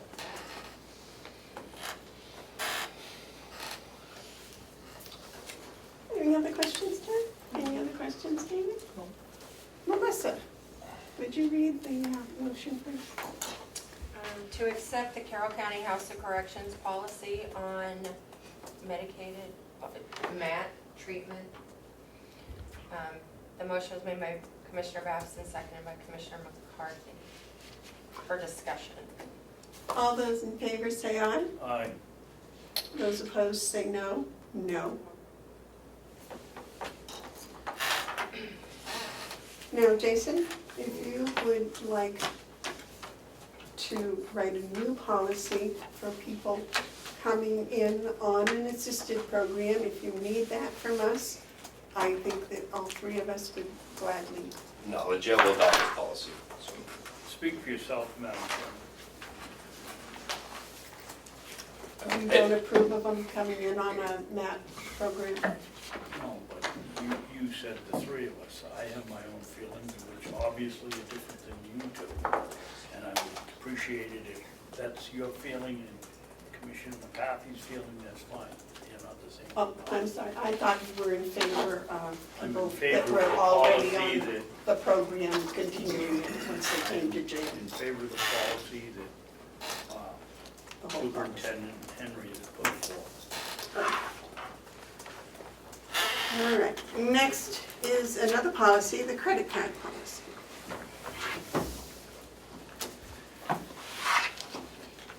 Well, finally, I think we're ready to sign it. I hope. May I speak? Certainly, yes. I didn't see a dollar amount on here. Remember we had talked about putting an My amount? order, Madam Chairman, we should have a By motion on the motion. floor. Okay. We're gonna discuss. Okay, David, you'd like to make the motion? No. Just looking for it. I thought it was attached. No, I've already printed it up 4 times. I think you guys would have it by Yeah, now. you were nice enough to give me. Oh, okay. But you weren't here last week, so. Okay,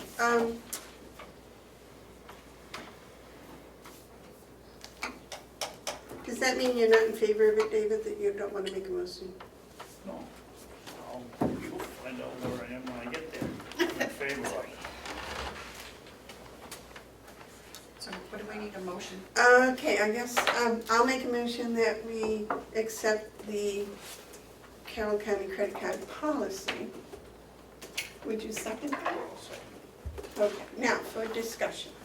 Terry, you have a comment? So we had decided that you guys are gonna do it by individual department because some may be, I mean, you're not gonna limit the nursing home to $500 or IT to $500.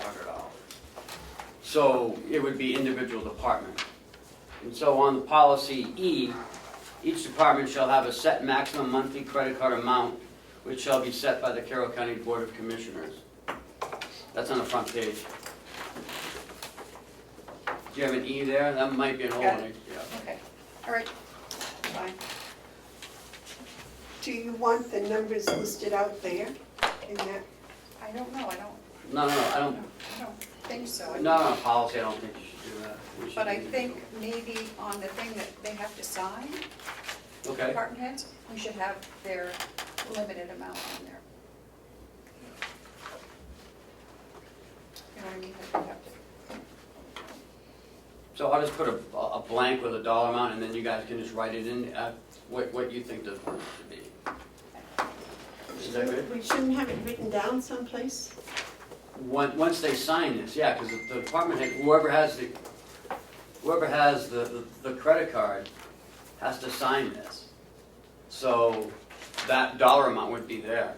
Because this is a, Do the commissioners sign that also? Yes. We have to sign that. I think so, if it's on here somewhere, amount for the department, and they sign it and we sign it, as long as we have it somewhere.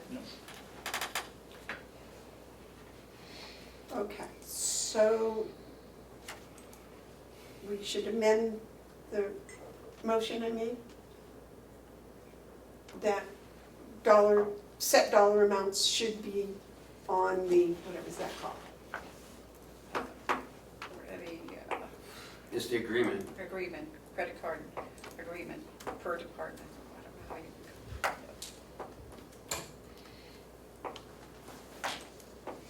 Administrative regulation agreement.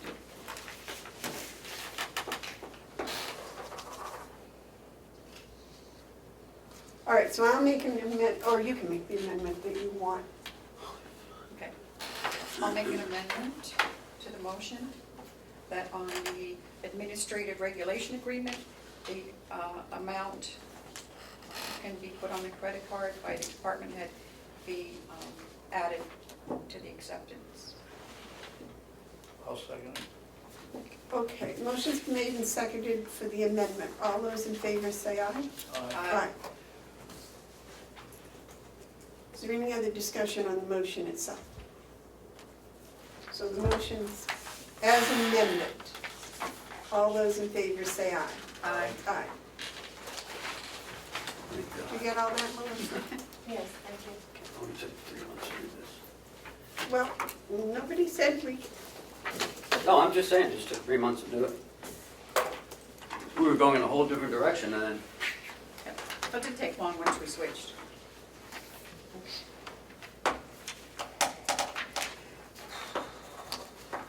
we deliberate before we decide. well, and plus you were gone for a couple weeks.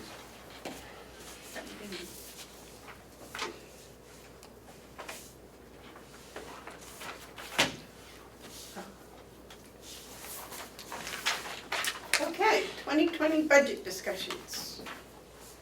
So we met last week about where we're going, and I don't think we ever got to a conclusion.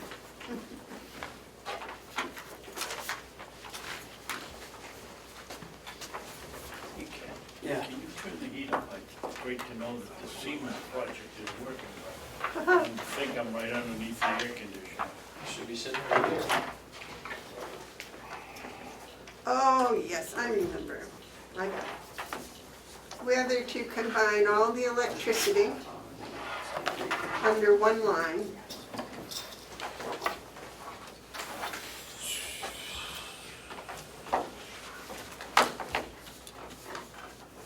All the propane under one line. And then another department, Ms. Bob. What was the other department's name? Facilities? Facilities, yeah.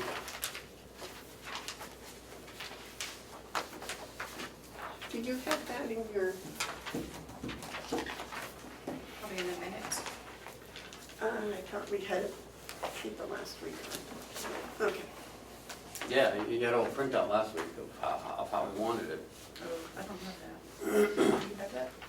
No, I did not bring it with me. Or was it in the minutes? It was in the packet for yes. last? Last We week, have yeah. last week's I packet. do, it's in the office. So Ken, would you refresh everybody? Yeah, so we, Kathy had an Excel spreadsheet that she put some lines in to create a facilities budget.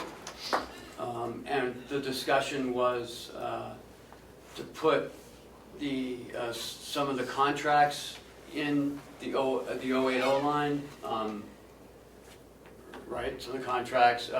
And there was some discussion about building repair or building Whether it was maintenance or repair. maintenance or repair. Renaming it. So we had discussed about that should be renamed instead of building maintenance, it should be, or building repair, it should be one name, either whether it's building maintenance or building repair. But they were both under, different things were under both lines. We also talked about health insurance, the dental insurance, combining that into one line. I thought, Ken, we were going to, under facilities, have a maintenance line and a repair line. Not combining both on one line. Am I wrong? No, we were discussing that and guys, help me remember. There was discussion on that, Madam Chair, sorry. If,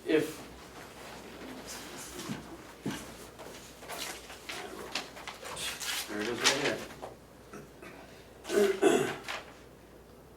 We wanted to put the sheriff's propane, even though it's a small amount, but move that under the propane.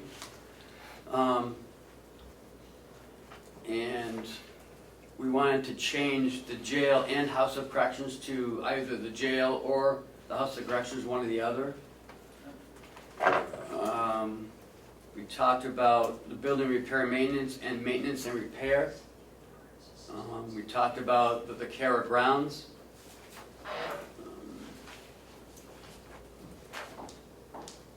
And the new line would be called county facilities. It would have the electric, propane, the care of grounds, and the maintenance and building repair. There was also discussion about, how would that show up in the budget to help delegations see where some of these dollars went. And that would be in the detail. David? I thought we had some pointed discussion about maintenance would be painting a room, filling grout in the bathroom or something, but repair would be fixing something that broke.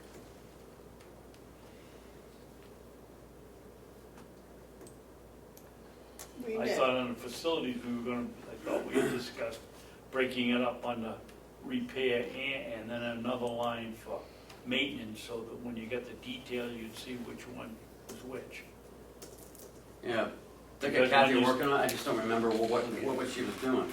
Howie, you That's have what a I'm comment? To address Commissioner Babson's question, I think the essential difference between maintenance and repair, maintenance is what our own staff would be doing. It's essentially a staffing and personnel cost. A repair is what we'd have to pay for to a third party, to whether it's for generator repair or for HVAC repair, whether that's on a maintenance agreement or whether it's for a short-term repair. So that's the major difference. Maintenance is staffing, which we have our own staff. Repairs would be for third party. Fine with me, I just think we ought to break them up. Madam Chair? I agree, David. I think repairs should be separate from maintenance, yes. When I look at this, trying to get a sense for how you might be looking at it, I see two major things. In general organizational life, it's good to have the expenses under the control of the person who controls the expenses. And in this case, Bob is controlling these expenses, and it's logical for them to come under his control, even though it affects the attorney's office, deeds, all our different departments, House of Corrections and nursing home. Some things are common, utilities particularly. Bob manages that. But, and the second part is for clarity, for reporting, for your benefit and for the delegation. This worked out very successfully with IT. IT used to be spread all over creation, and we never had a sense of what IT for the county cost. When we brought it together, it gave the delegation and you a clear idea of what we were spending on IT.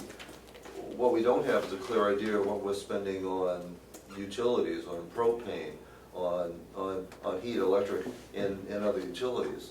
This would make it easier for you at a glance to see comparisons from, year to year.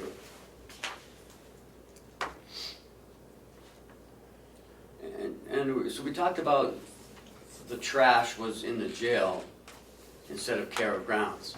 The 080 is the care of grounds. But I think that's just a coding thing that. That's an outlier that Yeah, needs to be yeah. fixed.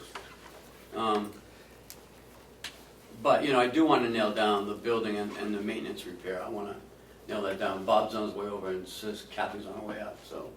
I have a question. If one of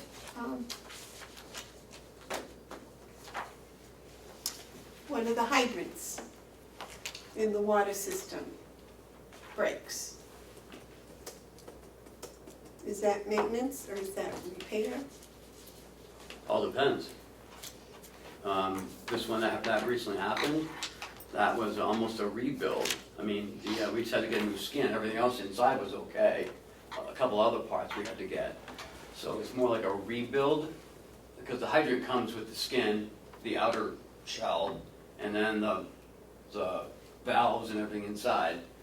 They're about $5,000 a piece. I mean, we ended up spending like $2,500, but we were able to rebuild it. So I don't know what you would consider that. Our people did that. And what you were talking about was if it's a repair, it's a third party. And if it's maintenance, our staff. But our DPW repaired that. David? I think you're correct. when the truck hit that, or the car hit that, Right. and cleaned out that hydrant, how could you call it anything else but a repair? What do you want? Maintenance would be painted or wash the dog stuff off, or whatever, but there's a distinct, that's a good example. That's a repair, And it wasn't a third party involved. and there was no third party. Well, I don't know, to me, maintenance is something that's routine. And a rebuild or repair is not. I mean, maintenance is something that's done on for me, A daily basis? a daily, weekly, monthly, or a yearly thing. It's a routine thing. Just like I said, painting the hydrant would Right. be maintenance. Maintenance, yeah. Replacing it is a repair. Yeah, I agree. And it's done by the same people, so we can't use third party and us as a delineator, so to speak, because when they come and check out the elevator, that's maintenance. And yet, if the elevator breaks, they come and repair it, and it's the same third party does both. In that case, yes. So I don't think our doing it versus third party doing it is gonna work for a definition for repair and maintenance, David? I kind of think that it would work. I mean, we don't have people out down in the village running over hydrants on a daily basis. When Bob gets the invoice from Pine Street Elevator or whatever it is, he marks if we had maintenance and we had repair, he's the one that would put down, this is a repair or this is maintenance. Right. So I think, you're gonna have some exceptions in how he's thinking, but I think that's gonna be a very small portion of the whole thing. Do you think we can trust Bob to make that determination? If we put him on the elevator, if he gets locked between floors, we know we're a winner. Has there been anything that I've been doing in the last 8 years, budget-wise, that you don't like? Oh, yeah, he's been spending money. Well, Paving the parking lot. has been, It's all right, Bob, you can come sit with us. What do you think? I inherited a system. I've been working to clean it up over the last few years. The delegation has made suggestions to help clean up the budget the way that they would like to see it. The commissioners have done the same. And I think through all that effort, we ended up where we are now. If what you're proposing is just a continuation of those efforts to clean things up, then, you know, I'm for it, and I'm open to suggestions. But the way it is right now, it's fairly simple, you know, with a few exceptions. I see no reason to change it unless I stumble across something that does need to be changed. David? Thank you. Bob, do you see a problem with calling the department facilities and having a line item for maintenance and a line item for repair? I mean, that decision then becomes yours. Is it a repair or is it maintenance? Yeah, but there's still muddy waters, and I don't see the need to separate it because it all falls under my department. It all comes out of my budget, which ultimately comes out of the county budget. If what you're looking for, I think what you're looking for is semantics. I would say detail. Transparency. We talked about this last week. Right, and we're trying to readdress it because I wasn't sure where we went with it. Right.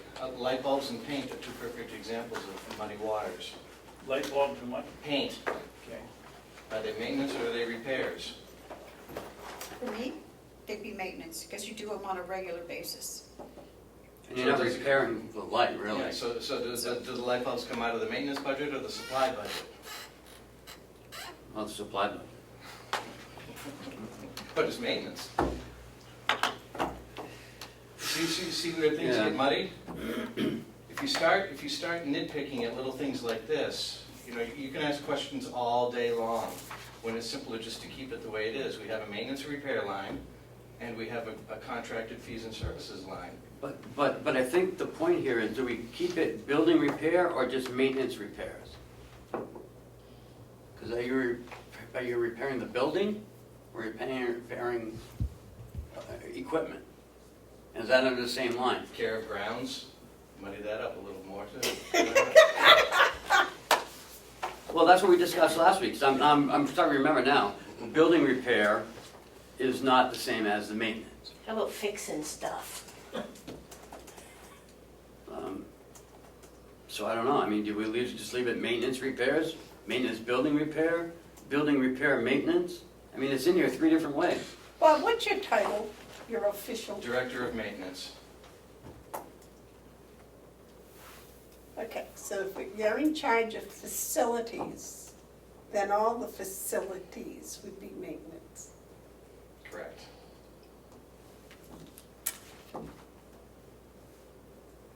Maintenance includes repairs, minor repairs. Major repairs, maybe not so much. Major repairs, Look can at it it, go and into a capital? If it's a major, like Siemens, or wouldn't that automatically go into? No, because if they fix a rooftop, that's just a Yeah. contracted service. Right, but I mean to replace. Oh, yeah, well, that would be under, you're right. To under repair a capital. broken belt on a fan would be a repair, but so would be changing a compressor on an air conditioner. But you've got two totally different dollar values. I think we're nitpicking here. I think maintenance is maintenance. I think repairs come under it. Everyday repairs are under maintenance. And I agree, and if they're an exceptional repair, Right. then it comes out of capital. For example, Jason wants money to fix his intercom system. That's a major repair, a major fix, but it comes out of capital. Anything over $5,000 or useful life of 3 years or more. Right. Right. So that would be considered a capital item Mhm. and not in your, well, I guess it would be under your jurisdiction It would. still. It would. I'm not opposed to anything you're suggesting, really. I'm opposed to complicating things. Yeah. Well, I think Let's this make is it easier. If complicated. you want to call it maintenance, call it maintenance. If you want to call it maintenance and repair, call it that. I really don't care. I just want any citizen to walk in and be able to look at this and it makes sense to them. It's understandable. It's, because that's the whole point of having a budget anyways, is to show the people how we're spending their money and what we're doing with it. So I think it should be very open and understandable. This is the commissioner's budget. I just manage my portion of it. So But we don't want to complicate your life for the same purpose. So maintenance repairs, does that sound good, or just maintenance?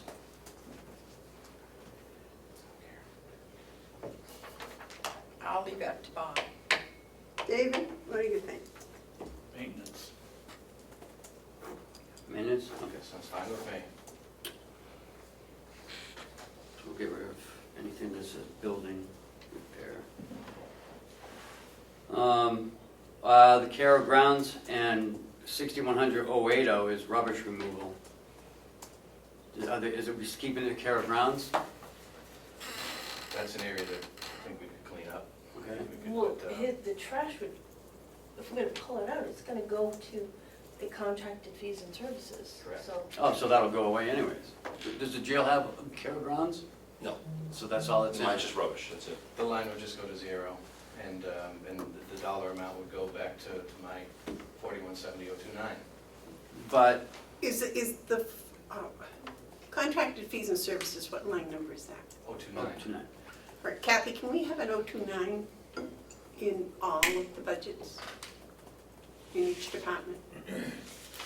yes, are you guys pulling stuff out or spreading it out more? I'm confused. Well, she now. wants an 029 in the commissioner's line. Yeah, you can, Can you do that? yeah, but How do we do that? lots of the departments have 029 lines that She they've just puts it in. renamed them, so they're not all considered contracted fees and services. This contracted fees and services line started at the delegation during one of the subcommittee meetings 3 years ago. Well, that's why I was asking Kathy if we could have one in each department that would be, that 029. Then it and would it have would to be change. contracted fees and services. It would have to change what people are already using 029 as. So that's gonna throw off the historical value for their stuff anyway. Well, in the county attorney's 029 is other fees and services. 029 in victim witnesses, other fees and services. It's licensing in 8,000, Yeah. so, I mean, Contracted fees and services was Mountain View. But I'd just like to see it across the budget. It looks the same. So in admin building, it's contracted fees and services. In dispatch, it's other fees and services. So it makes us, it says the same thing, but really. they're not, the ones that are using it as other fees and services, those are not contracts. So there's a different animal in different departments with that same 029 designation. In They're using DPW, it's supplies. Contracts. Where are they putting contracted? Well, I don't know that they necessarily have them. In the DPW, 029 is supplies, so that's a big change. Right. I just think that's kind of cleaning up the whole budget. Well, that's, Jail we fees can and do whatever you services. want. I'm just telling you, that's what you'll have to deal with, because people are gonna have a completely different concept of that 029 line, and they're gonna need probably to reallocate their 029, how they're using it now, and they're gonna have to find another line to put that stuff into. Yes, sir. Because I'm one of those ones that, when I inherited this budget, that's what it was. Some contracted service in there, other fees and services are in there, so it's a mixture of both. So when I inherited this budget over 6 years ago, kind of the way it was, we'd have to, But you have an 029 line. yes, but it's not just all contracted services in 029, it's been used for other fees too, so if we're gonna just Well, make it that's contract what's supposed to be, services- fees and contracted services. That's what yours is titled, right? Mine's called contracted fees and services. In the nursing home in this building, everyone else is other fees and services, or supplies, Licensing, or delegation coordinator, or,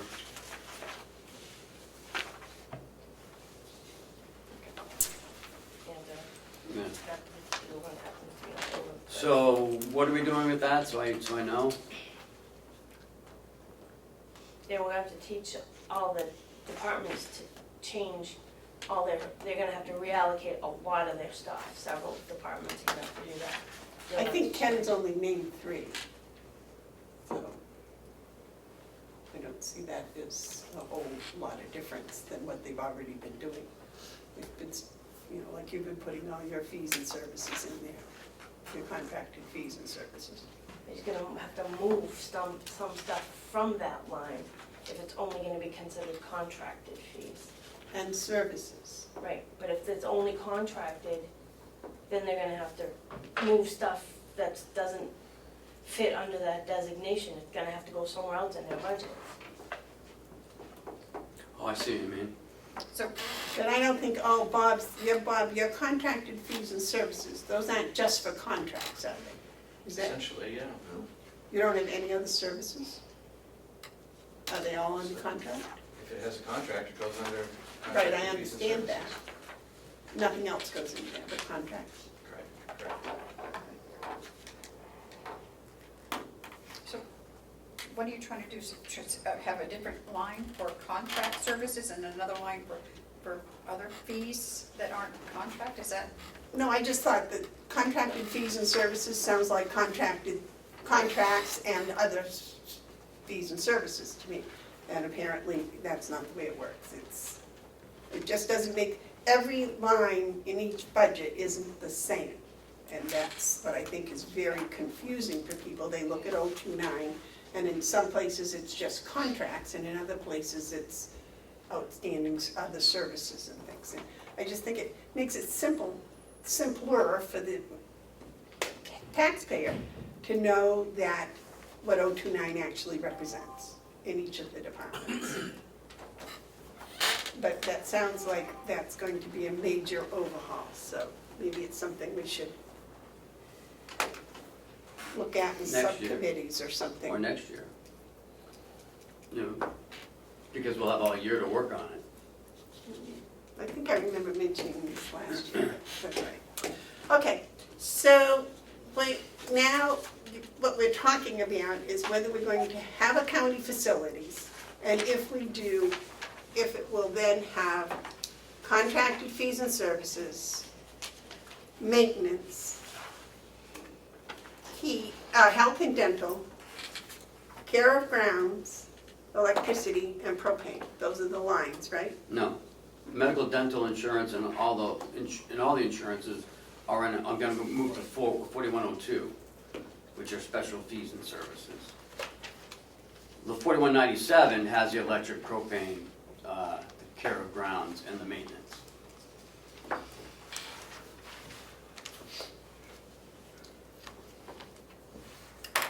So these aren't going to be under facilities. No. Only the electric, propane, care of grounds, and the maintenance. That's what we talked about last week. And the contracted fees. It's, And the contracted fees, I guess, right? Yeah, that's what I came away with. I was 029. saying to add 029. Add 029. so that's what I just listed, except the medical, health, and dental. And you're gonna put that in 4102. Yep. Under special fees and services. Yep.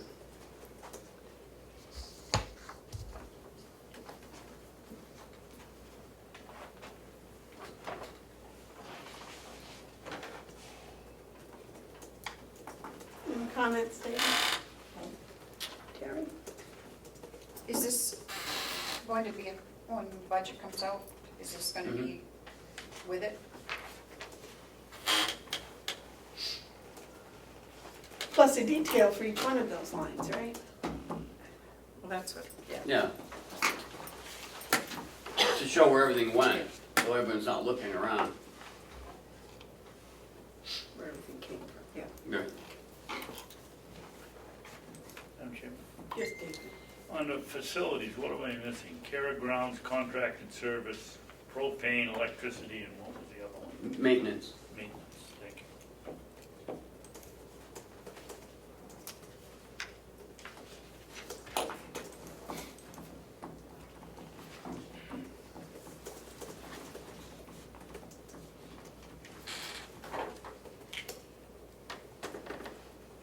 Bob, are you currently in charge of all of those anyways? Yes. Yeah. I just don't want it dump more on your shoulders. You've got a big load. Got broad shoulders.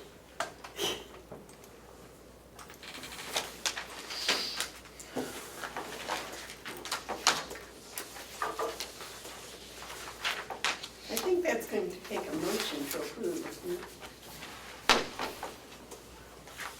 I'd like to see that.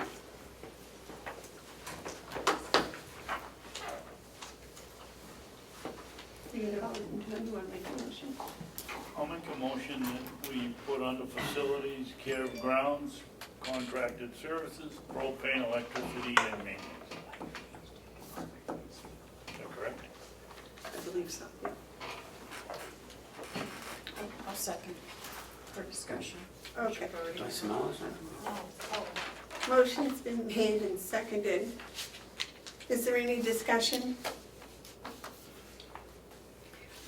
I'm still kind of against, I mean, a line item budget is what we have, and but I guess this satisfies it, so as long as we get the details and the breakdown and go along with it.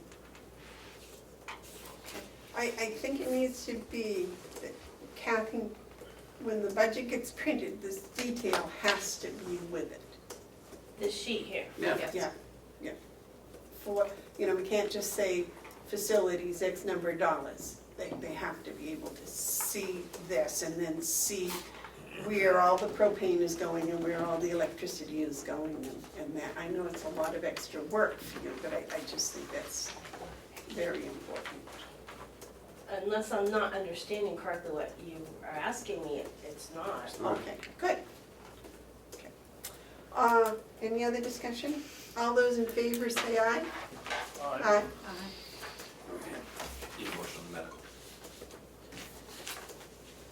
Oh, and it's Now, we 4102. have two other, excuse me, Gonna do one 4102. for the medical too. yeah, just give me a minute. Oh.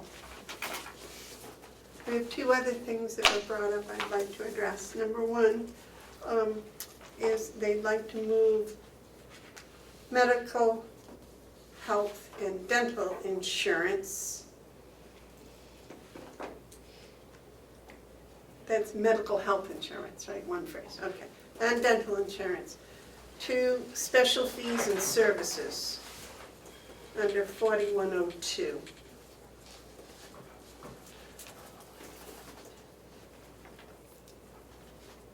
Do we have a motion on that? I'll make a motion on that. Second? Right, discussion? What else is under special fees and services, 4102? We have the county auditors, legal fees, workers' comp, unemployment, life and safety fees, elder assisted living study, IDN county funding, inmate medical fund, property and liability, deductible pay, the deductible benefit pay fund, the state roundabout, emergency contingency, payroll services, special auditors, and pilot repayments.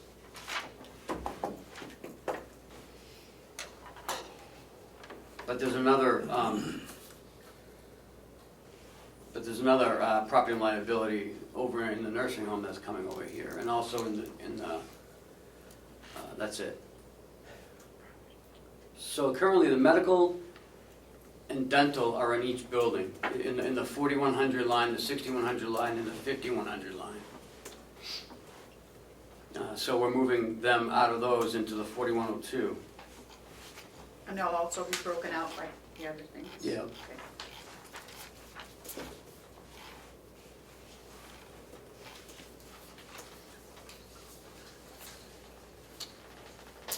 Is there any other discussion on that?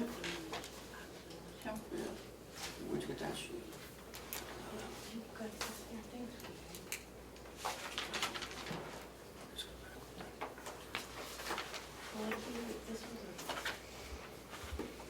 Sorry. No problem. No problem. All those in favor say aye. Aye. Those opposed? No, I said aye. Oh, okay.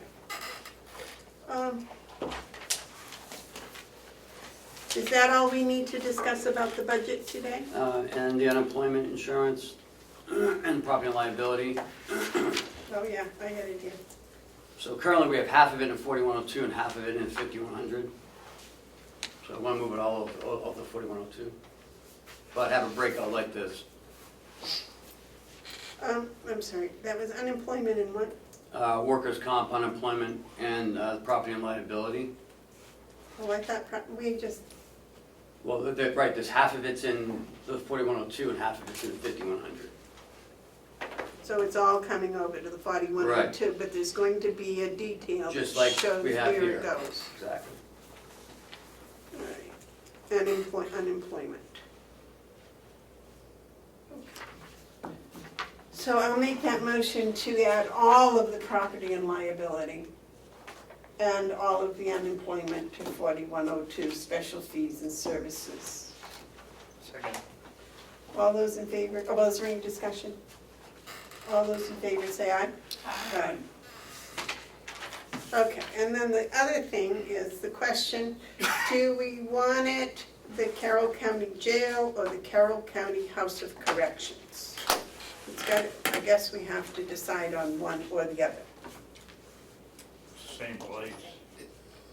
Just for, Chair, just for budgeting purposes, so whichever way it is, whoever's easier on there, I guess.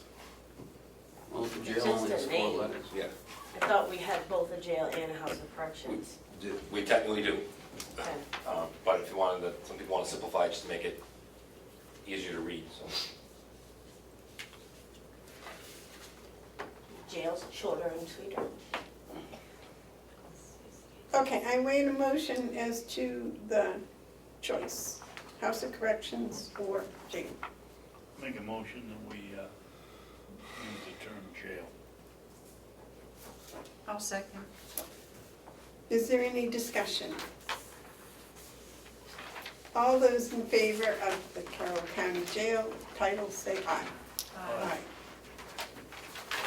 All right, does that take care of all the budget discussions? Yes. Now, where are the department heads on with their budgets? Kathy's getting ready to send out the budget worksheets. But I kind of needed to know what we're actually working with Right. before I could do that, so. Yeah.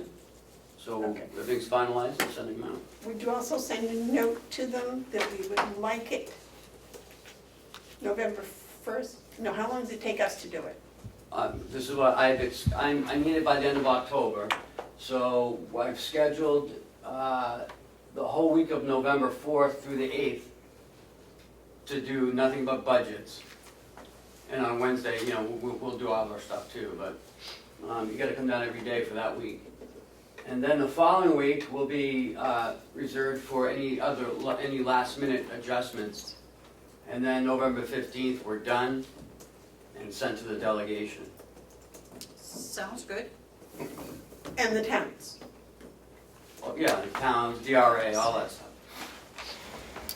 That's 2 weeks ahead of time. And then all we have to do is ask the delegation to do all their stuff. 3 weeks ahead of time. Okay, sounds good to me.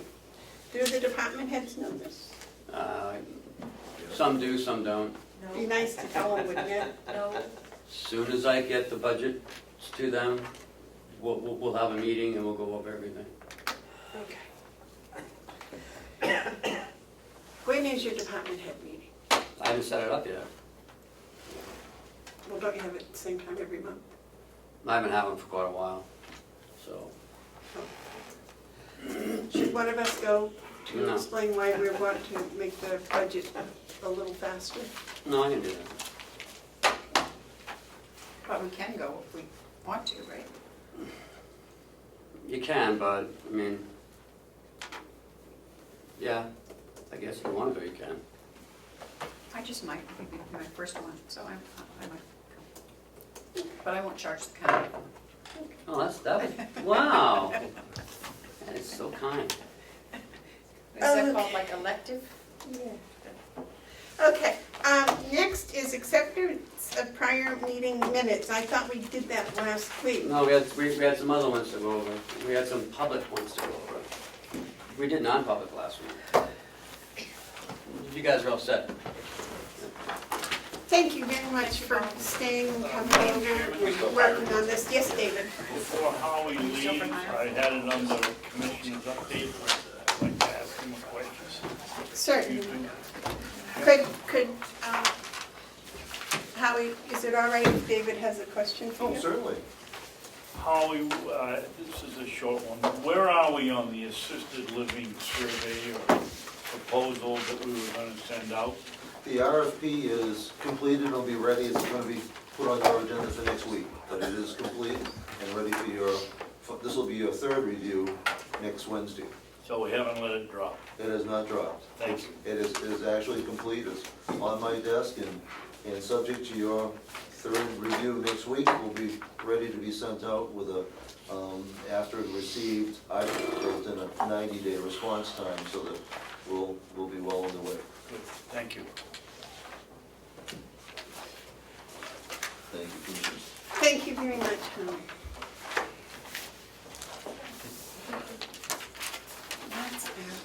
So what minutes do we have to do?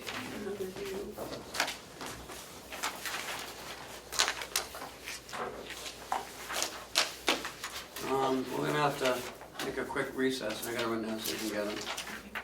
What's that? We have to take a quick recess. I gotta run downstairs and get them. I gave them the Lord to revisit, to see what were left in, to see if they were voted on previously, like we did last week for the non-publics. Can you just call down and ask her to bring them up? We'll go on to the yellow folder. Oh, sure.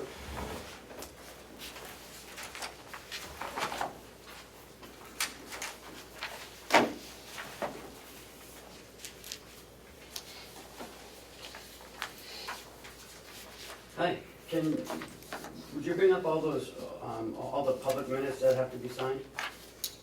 Melissa, thank you very much for that The ones that I gave you? template for the non-public ones. Oh, No, That's- just an you idea. good to look it up, thank you. You look very good. Okay. Yellow folder?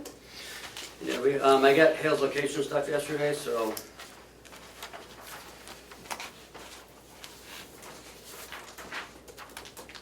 The MS-22, we got checks. Oh my gosh.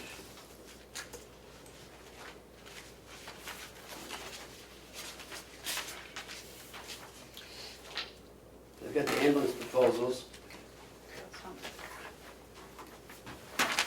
And where are we on the pilot? Have you heard anything back? Yes, I gave, apparently Hales is under the county's DUNS number. So I gave her the DUNS number and she's working with them, with the Department of Interior. There were 3 of these, Ken? I don't know, though that's what came down, I only saw 2. No, that's the bank statement.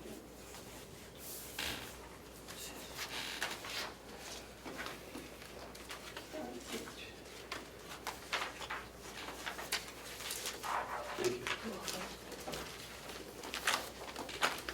Do you know which one we used today? Is it the Care Plus Services Hales now? I can't remember. They're both the same, Oh, they are? I believe so. Care Plus and, Care in North Conway. oh, I think Conway it's- Fire Department's the same as Care maybe- Plus? Maybe Damon can answer that question. What's that? Is Conway Fire Department and Care Plus the same? I don't No. believe so. No, I don't- Care, North County Ambulance is Care Plus. Yes. that's what she was asking. No, No, Conway. no. Oh, Conway. Conway. This is Conway not is Conway Ambulance Service, Okay, it's Care Plus. okay. I think they have the North Conway Fire Department might have an ambulance, but that's not North Conway Ambulance. Because everything has to be confused and muddled in Conway.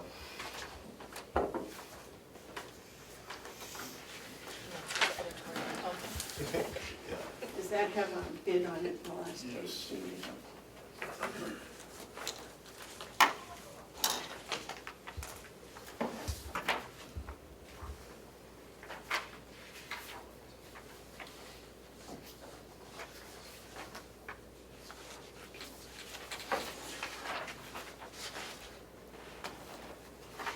It's a 3-year contract. Ken, do you know if we asked for a 5-year too, or just the 3? She did all the bidding, I have no idea.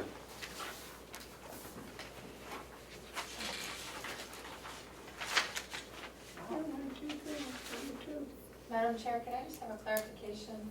Was this a sealed bid process?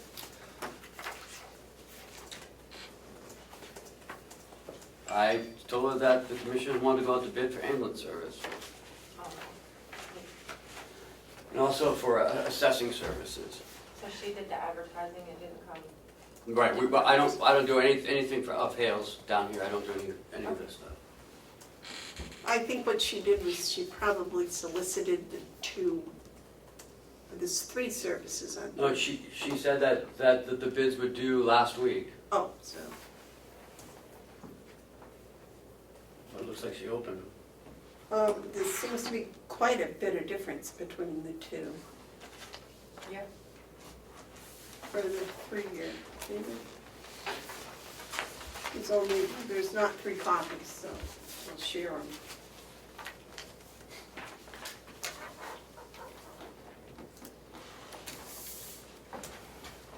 And then for the assessing,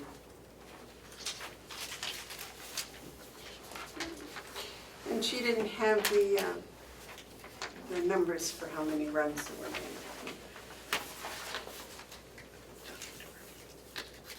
and this note was on this one, this was a note that was on here.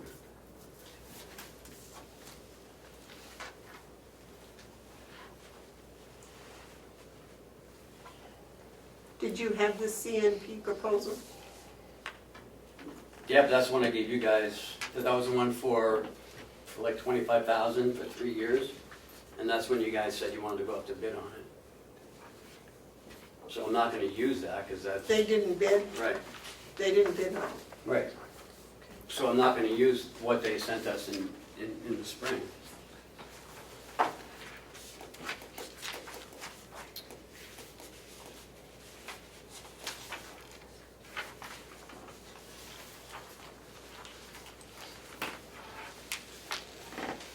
I don't know if those are the.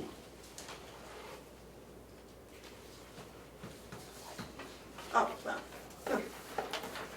We have a letter from Avatar Associates in New England that said that they're, due to our workload for 2020, we regret we are unable to bid on your job at this time. Thank you for including us in your search. So I think.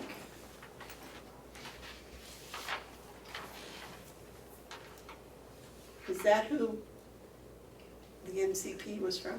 No, That was for Comerford, I believe. they're the ones that do it now. No, Avatar doesn't know. For the assessments. Comerford does the, Auditing. yeah, thank you. Hold on.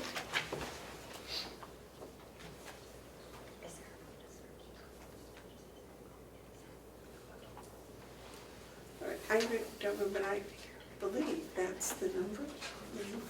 Yeah. Where is the CNP's? Well, that's what Ken was just talking about. He said that was the one they gave us in last spring. And we asked to have it go out for bid.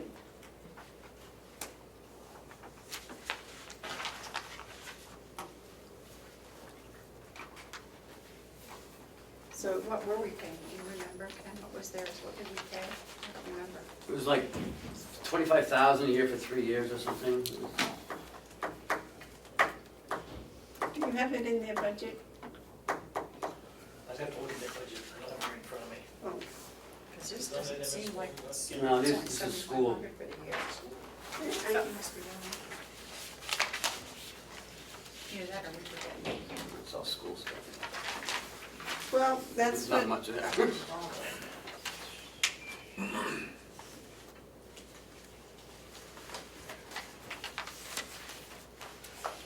David, look this over and see. Did you announce that so they put on record? Well, the Care Plus. No, I'm talking about this other thing you just. Well, yeah, but I wanted to, we didn't do the vote on the ambulances, did we? No. David was putting those back together.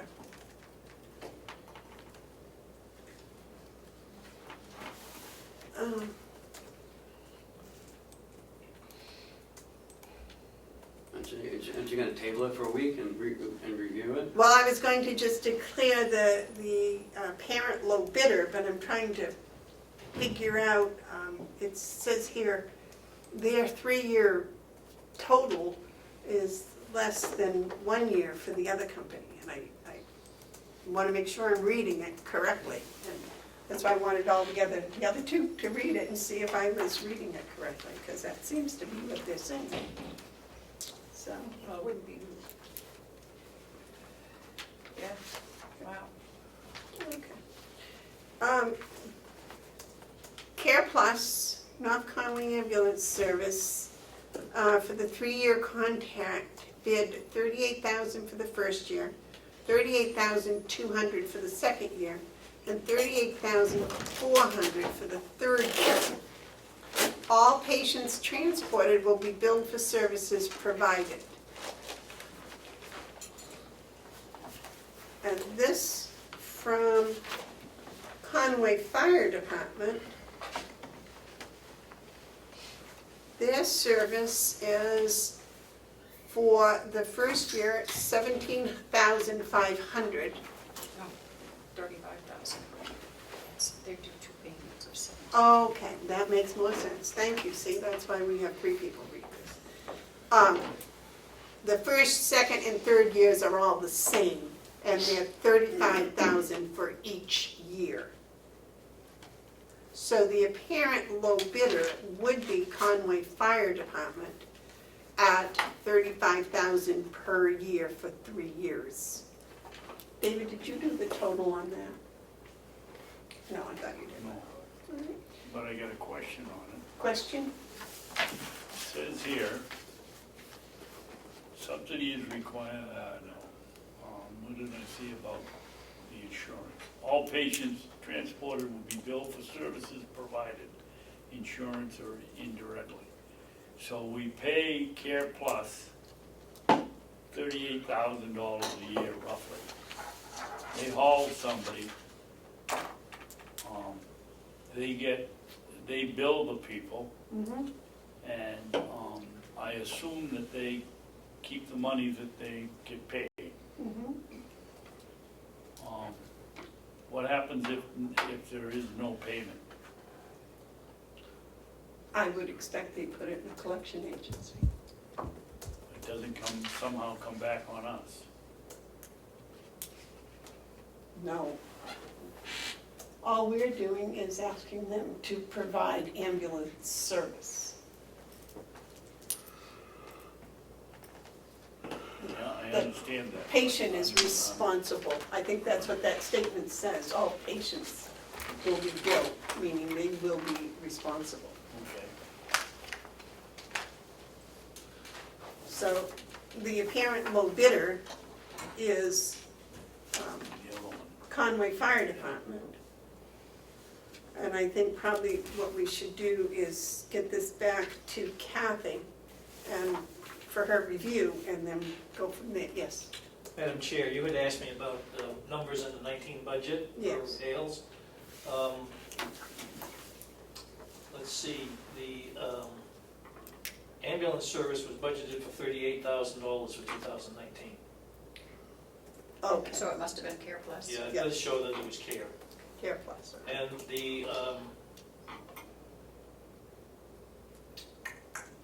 the statistical update reevaluation, if you will, which I believe is the Avatar thing you just mentioned, Yeah. that was budgeted at $21,500.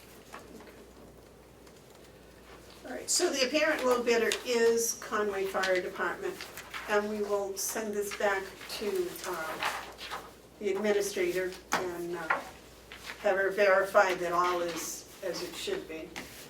And we'll vote on it next week for sure, once we have her final approval. Are you going by there? Yes, You want to deliver Sure, that to her, glad to. please? I just, if I may, I'm not sure, is she the administrator or just the tax collector? What's her title, David? Tax collector. So do we need So to send it then, back no, to her? no, if she's not, then we can make the decision today. You want to make a,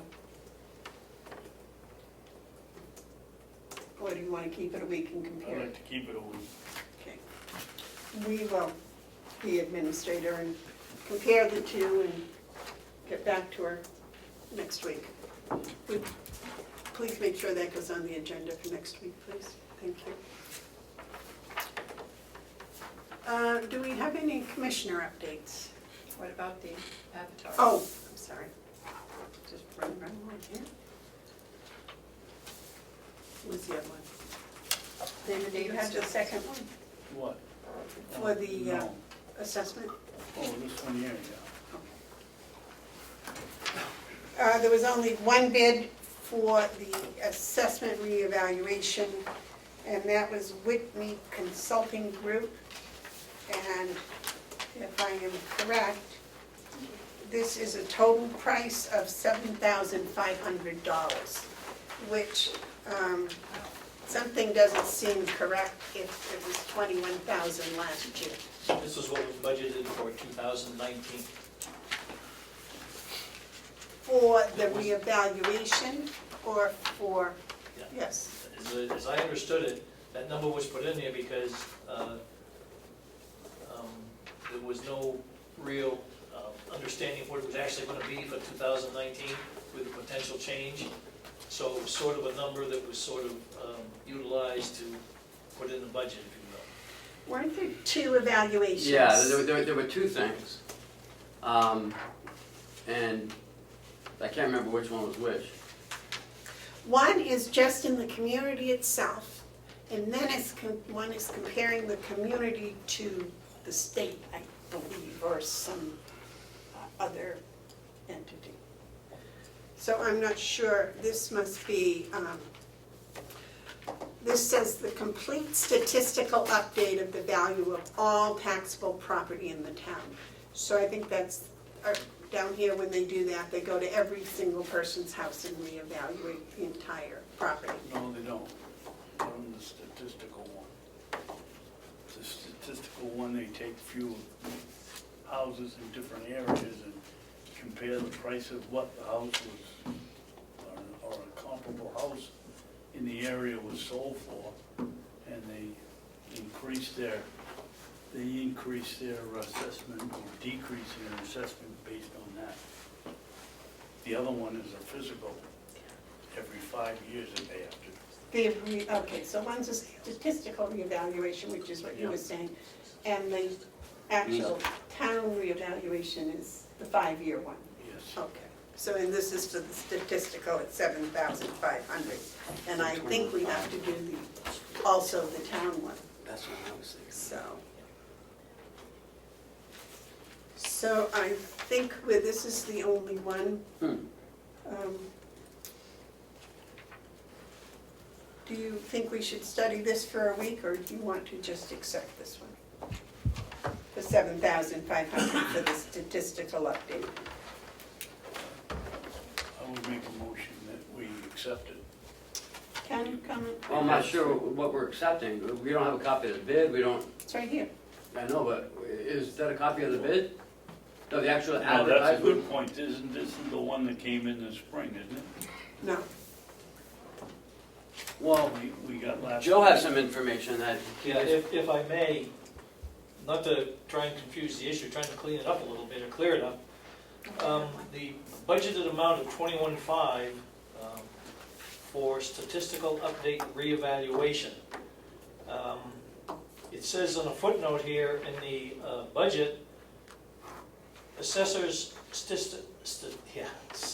Yeah, that word. let me spit it out.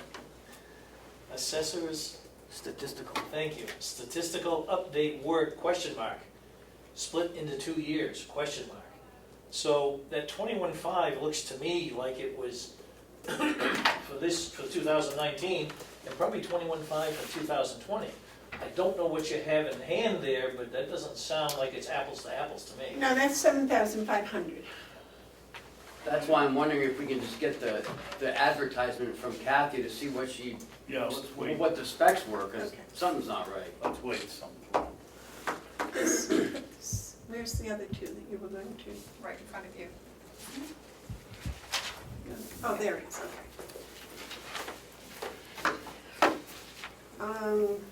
So I'll ask her for the advertisements. Yes, Okay. that's separate. This is separate. Next, we got signatures for the MS-22, which is the Hales Location Local School appropriations as voted. That's the 70,200 and something. 438, 70,438.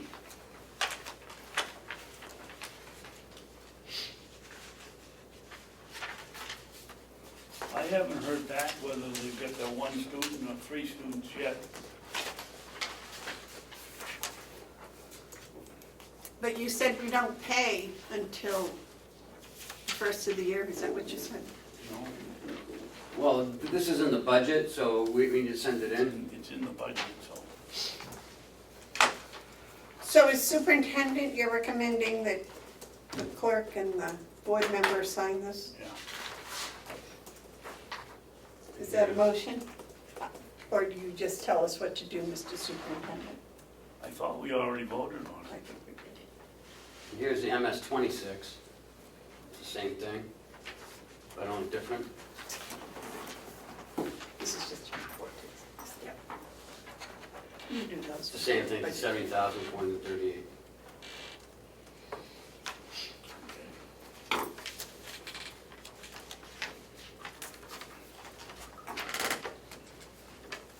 Here's this one. This one.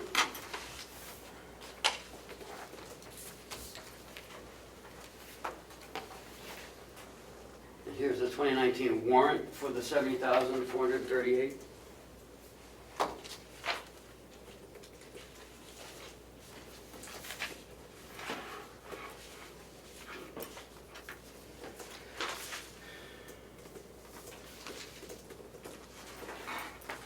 So that one for last.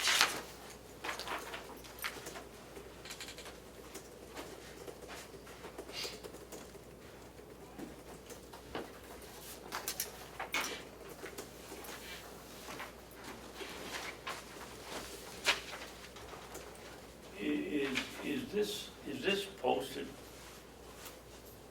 This Hales locations, because it says, the inhabitants of school district of Hales location, local schools in the state of New Hampshire, qualified to vote in school district affairs are hereby notified the annual school district meeting will be held October 2nd, that's today, in Carroll County. Do they know about that up there? I have nothing to do with Hales, I don't know. I have nothing to do with Hales. This doesn't seem like a very good system.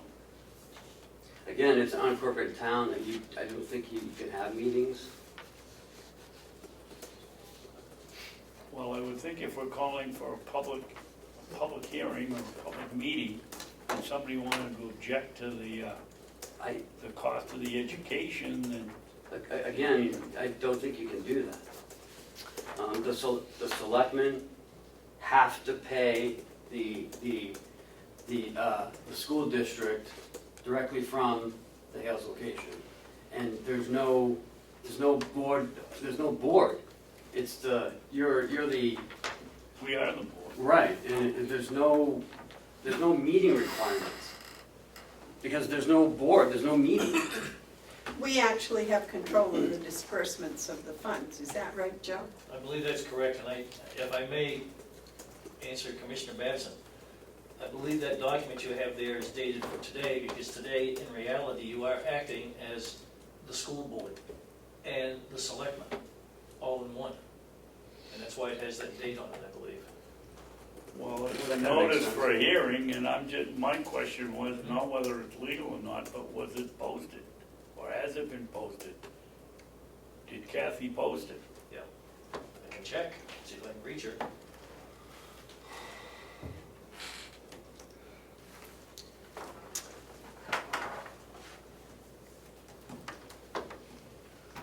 They're having their annual meeting, I believe, this month. Yeah, but that's the association. That's the association. Separate. That's So that they know. Yeah.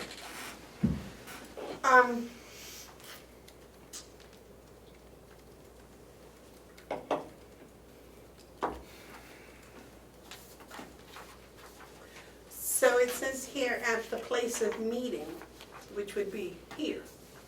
And I did not see it posted here. So I think you're right, David, we can't sign it because we can't attest to it being posted here.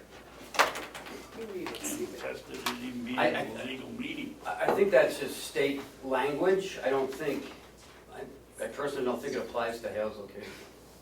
Because it's not an organized town. But they want us to sign saying that we attested it was posted. And we can't because we never saw it posted, right? Did you, yeah. So Okay, that's fine. we can't sign that. What's the date of that, though, that has to be Can signed? I see that, Ken? Which one? That one we're talking about? Yeah. I agree. Can't sign something I didn't see. Let me just confirm. All right, let's move on to checks. This is Paul rolling. Kathy Golding's paycheck, $1,000. We got petty cash for $22.44. I'll make a motion that we sign the check for petty cash for $22.44. And it looks like it's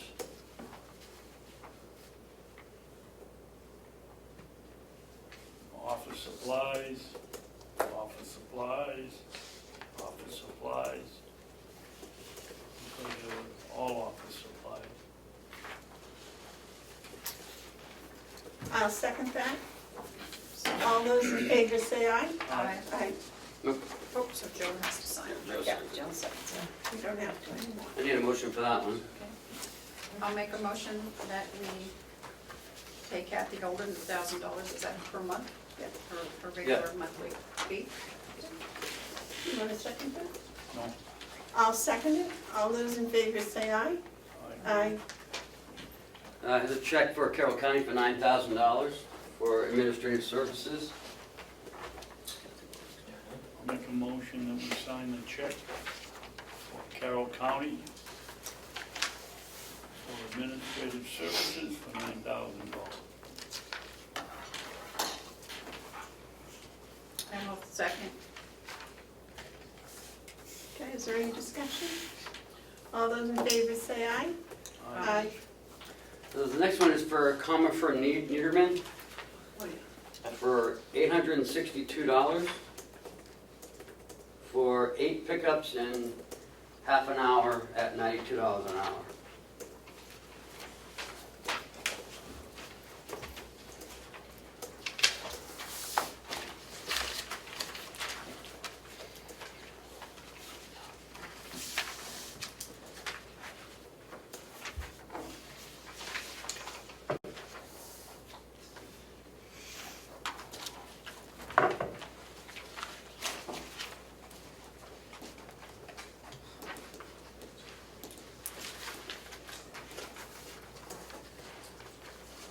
Wow.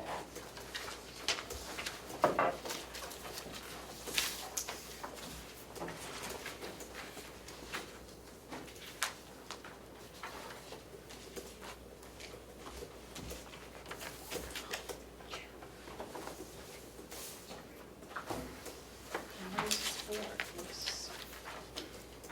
What is it? What does Conover need and pick up? It's the pickups. Anybody moves in or out, they have to do a, Well, not only that, if somebody adds a shed on their property or it's part of their contract. It's part of the Niederman. evaluation. Right.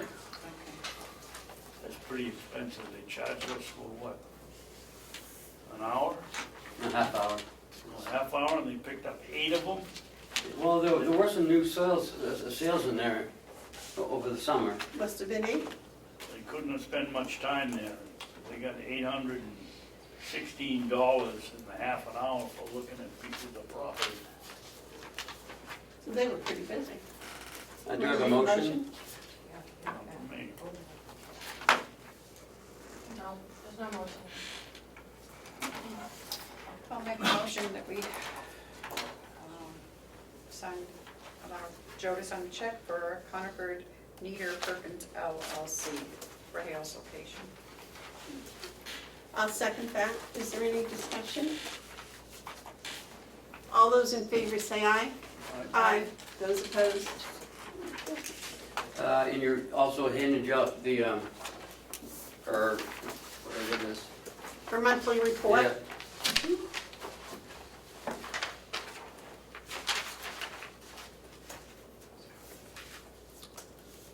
Is that everything in the yellow folder? Yeah, the warrant's still sitting, I don't know if Joe is calling her or, I believe so. that's it. Administrative updates? On October 16th, what are we doing for that meeting? Because Terry and I will be at the Association of Counties. Are you guys still doing it, or?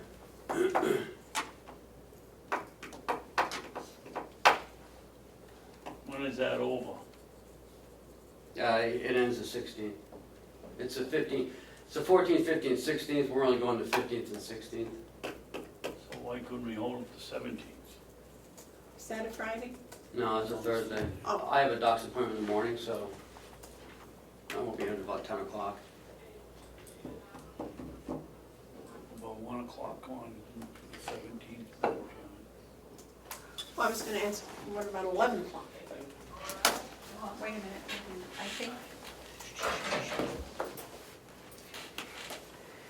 I think I have a doctor's appointment, but I think I can change it. Hold on, just let me see who it's with.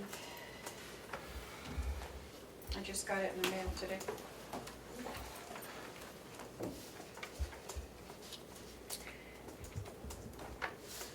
I think I might, could I make it from, my appointment's at 10, can I Is make it that from? in Ossipee? No, it's in Portland, can I make it, I think, if we have it at 1, that's 2 hours. I might be able to make it back from Portland, if I come across. That's fine. Or I'll change it. Is 1 PM all right, David? Yes, it's all set. 1 PM, because Terry's got a Yeah. 10 AM doctor's Yep. appointment in Portland. 11, 12, it's only an hour, I think, from here to Portland. Yeah, I should be able to make it, I won't be there long. I don't know what I'll have for an agenda, but So on October 17th, the Carroll County Commissioners meeting will be held at 1 PM here. And there'll be no meeting on October 16th. Yes, Joe? So, I just spoke with Kathy. Basically, that document is a formality to establish the tax rate that the state has to have. The annual budget is posted, so that does answer your question, I believe. It doesn't answer my question. If it's a public meeting, it's gotta be posted, whether it's talking about the budget, accepting the budget. If you have a meeting, you gotta have it, you gotta post it, if there's a quorum. I guess the answer to that might be that every year, this group or commissioners or selectmen or school board has signed that document, and DRA does not push that issue. It's, as I said, it's a formality. The original budget has been posted, which that was an item to it, so there's the answer.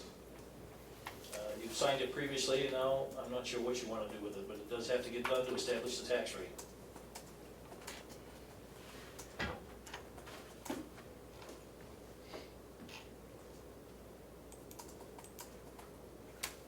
Does it have to be signed today? Yeah. It has to be signed today, okay. What if,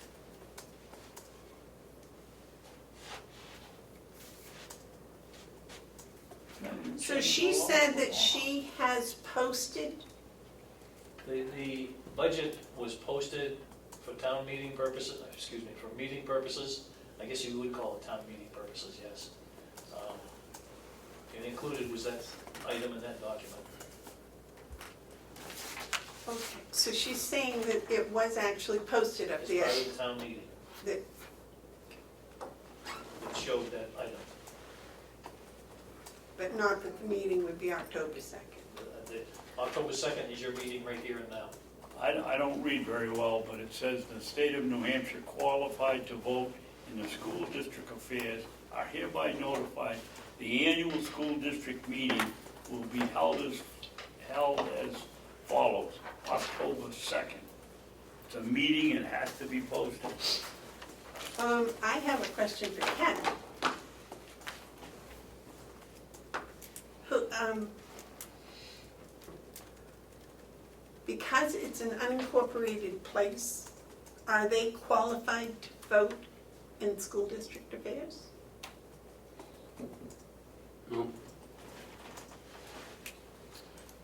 So that means there'd be 0 people to come to the meeting.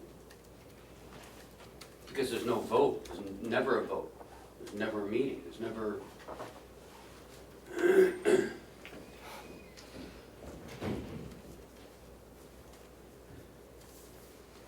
Madam Chair, Yes, if I may, yes, I'd like to make a suggestion that will yes, clear it up. that would be really helpful. Perhaps the commissioner or the head of the school board, or whatever title we're using today, under this group, would contact the state on that form and inquire about that, and that we'll have a direct answer. Okay. That makes it your responsibility, Mr. Superintendent. Okay. I'll take care of that. Are we coming back after lunch? Well, we'll see. We're gonna have to. Jeez. Okay, anything else for the administrator's update? Ken, did you want me to talk in public? Yeah, but can we wait till after their updates and then you can Oh, sure. do House Bill 601? Okay, commissioner updates. David? Yep. I'd like to make a motion, Madam Chairman. Yes.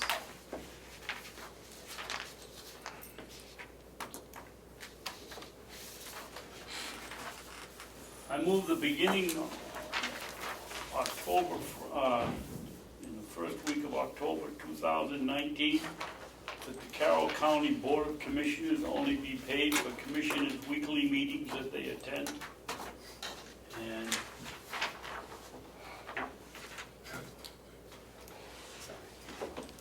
Okay, is there a second for that motion? I'll second for discussion. Is there, isn't that what we get paid for? Is that the? No, we have an annual salary. Oh, gotcha. David? I thought this was just about. well, since it's been seconded, I went on to say the method of calculation of payment, 150 of the commissioner's annual salary times the number of Wednesdays in the coming month will be paid in the month's first pay period. If a meeting is and are missed during the current month, any adjustment necessary will be made in the next month's paycheck. This allows each commissioner to take a 2 weeks vacation with pay. May I remind you that we went through an elected officials' salary disbursement agreement last year, where their salary as deemed by the delegation would be divided by 12 and paid in one monthly payment. And that was unanimously accepted by the board. And I think that was a good decision. That's an entirely different subject, Madam Chairman. This is not being paid. If you don't come to work, you don't get paid. And that other was discussion so that there wouldn't be any overlap from year to year. Well, as you well know, you of all of us spend hours here, even, and do a lot of work on commissioner things, even when you're unable to attend meetings.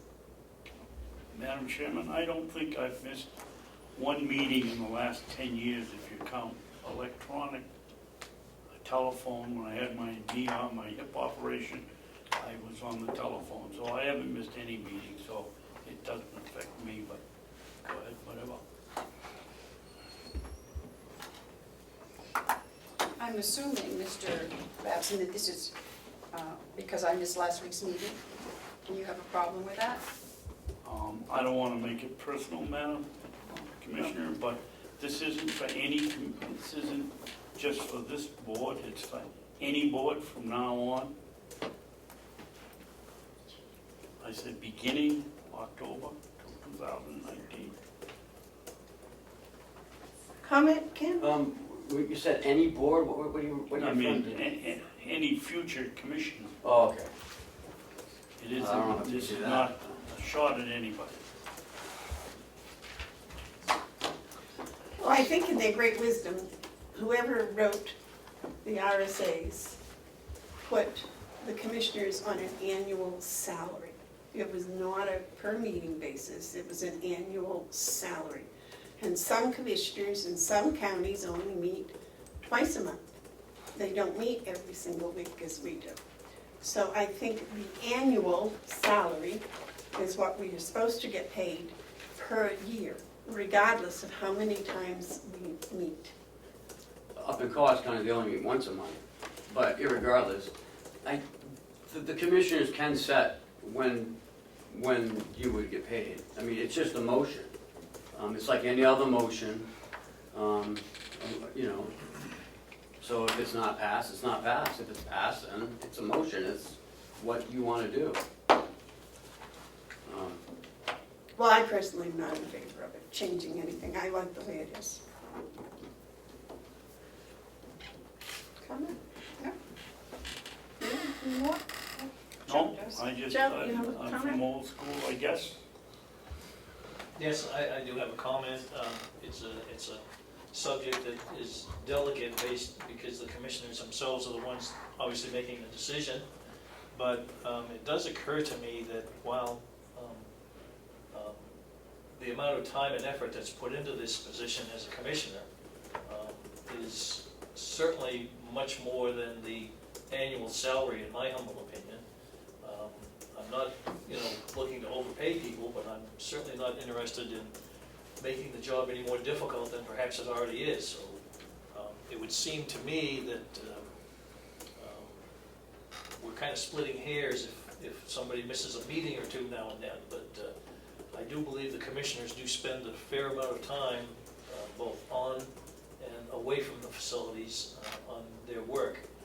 And so I would hope that the commissioners would certainly take that into account with their vote. All right, any further discussion? Would you read the motion, please? Was there a second? Yes. Terry seconded Please it discussion. for discussion. I didn't get a copy of the paper, so Oh, I'm sorry. Oh, yeah, I'll give you mine. maybe the clerk, would you mind reading the motion again for me? Thank you. Okay. I move the beginning in October 2019 that the Carroll County Board of Commissioners only be paid for commissioners' weekly meetings. Okay.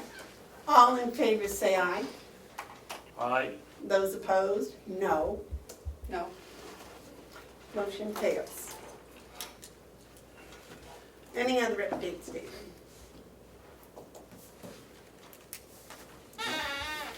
Terry, do you have any updates? No.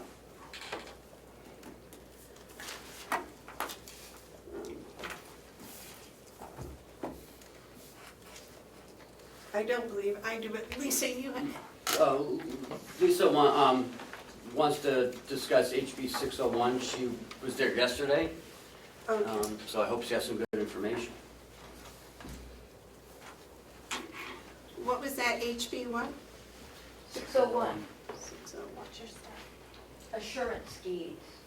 Oh, Commissioner Babson informed me that you would like an update. Yes, ma'am. And I apologize, I had not contacted the name you gave me, the registrar in Rockingham, I think it was. Well, we were all there yesterday.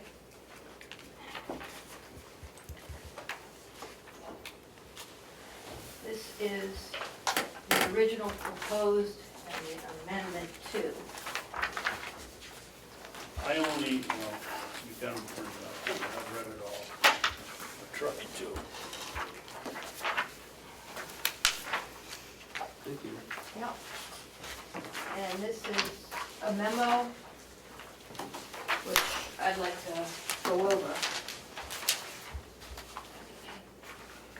from yesterday's hearing. Okay. yes, David. Lisa, I was only questioning this because, first of all, after you get through page 6 or 7 of the bill, you have to be a lawyer.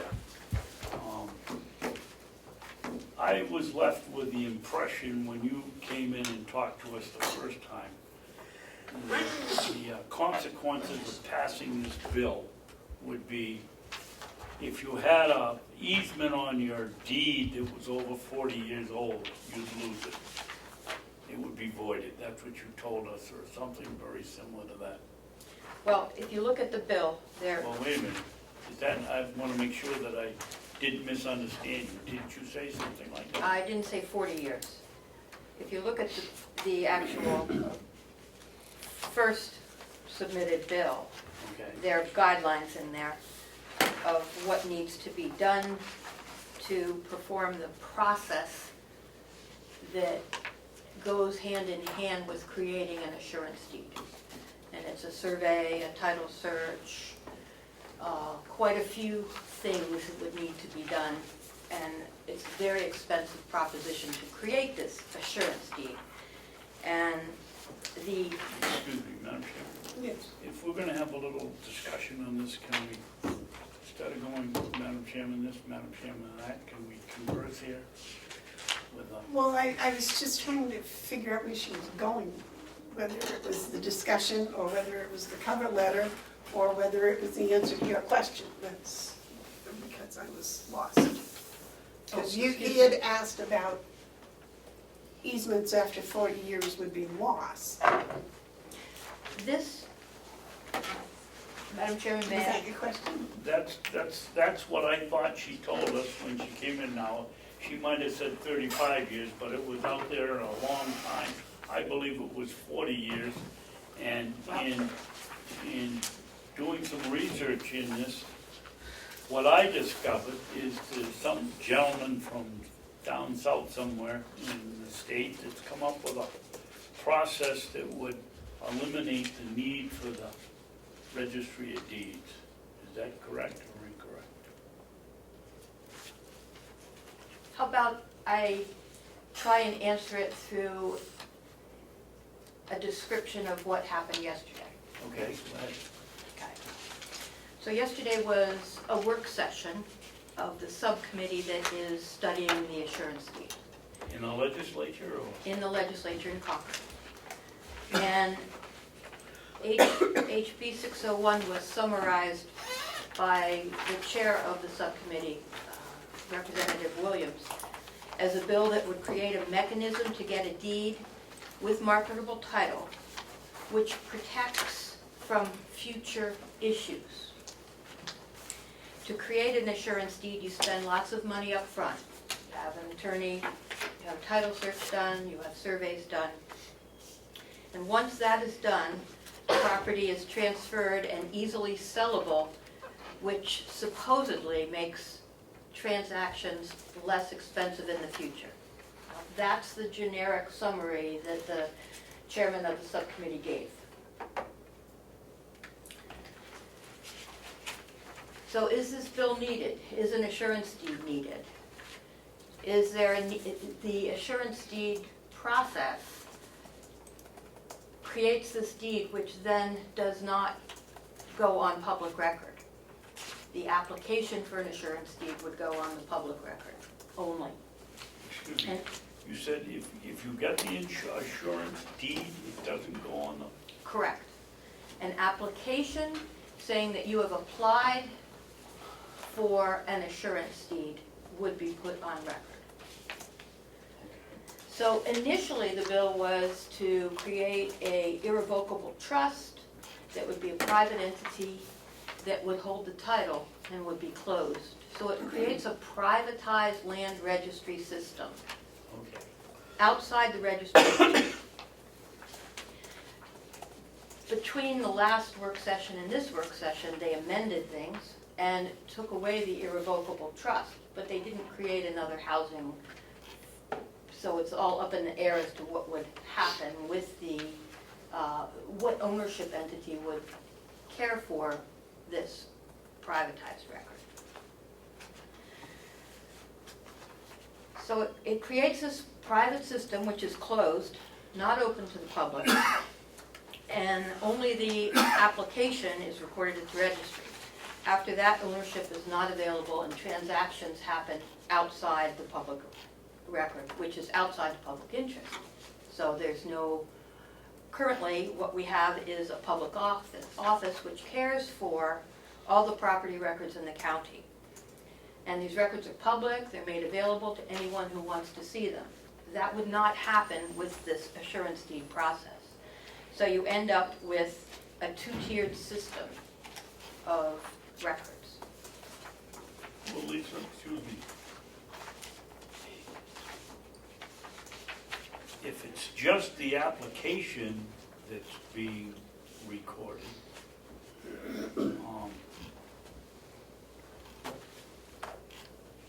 it seems to me that you wouldn't need the registry because they're not assuming that the assurance deed is legal. the application is, but they're not going one step farther and saying, yes, the insurance deed is valid. Well, what it would do, it would put a dead end to the registry for any property that had title through an assurance deed. So if I conveyed to you with an assurance deed, there would be an application put on record, and then your title would be held someplace in a private network. Okay. And if you sold to Ken, I would never know about it. The public would never know about it. And if Ken sold to our county treasurer, nobody would know who owned the title. Okay, so we go one step further. Somebody comes along and wants to buy the property that I've sold Ken with an insurance deed. Who, if nobody knows that, somebody has some paper somewhere, hopefully, that says I sold it to Ken, Ken sold it to somebody else. But you could sell it to me again.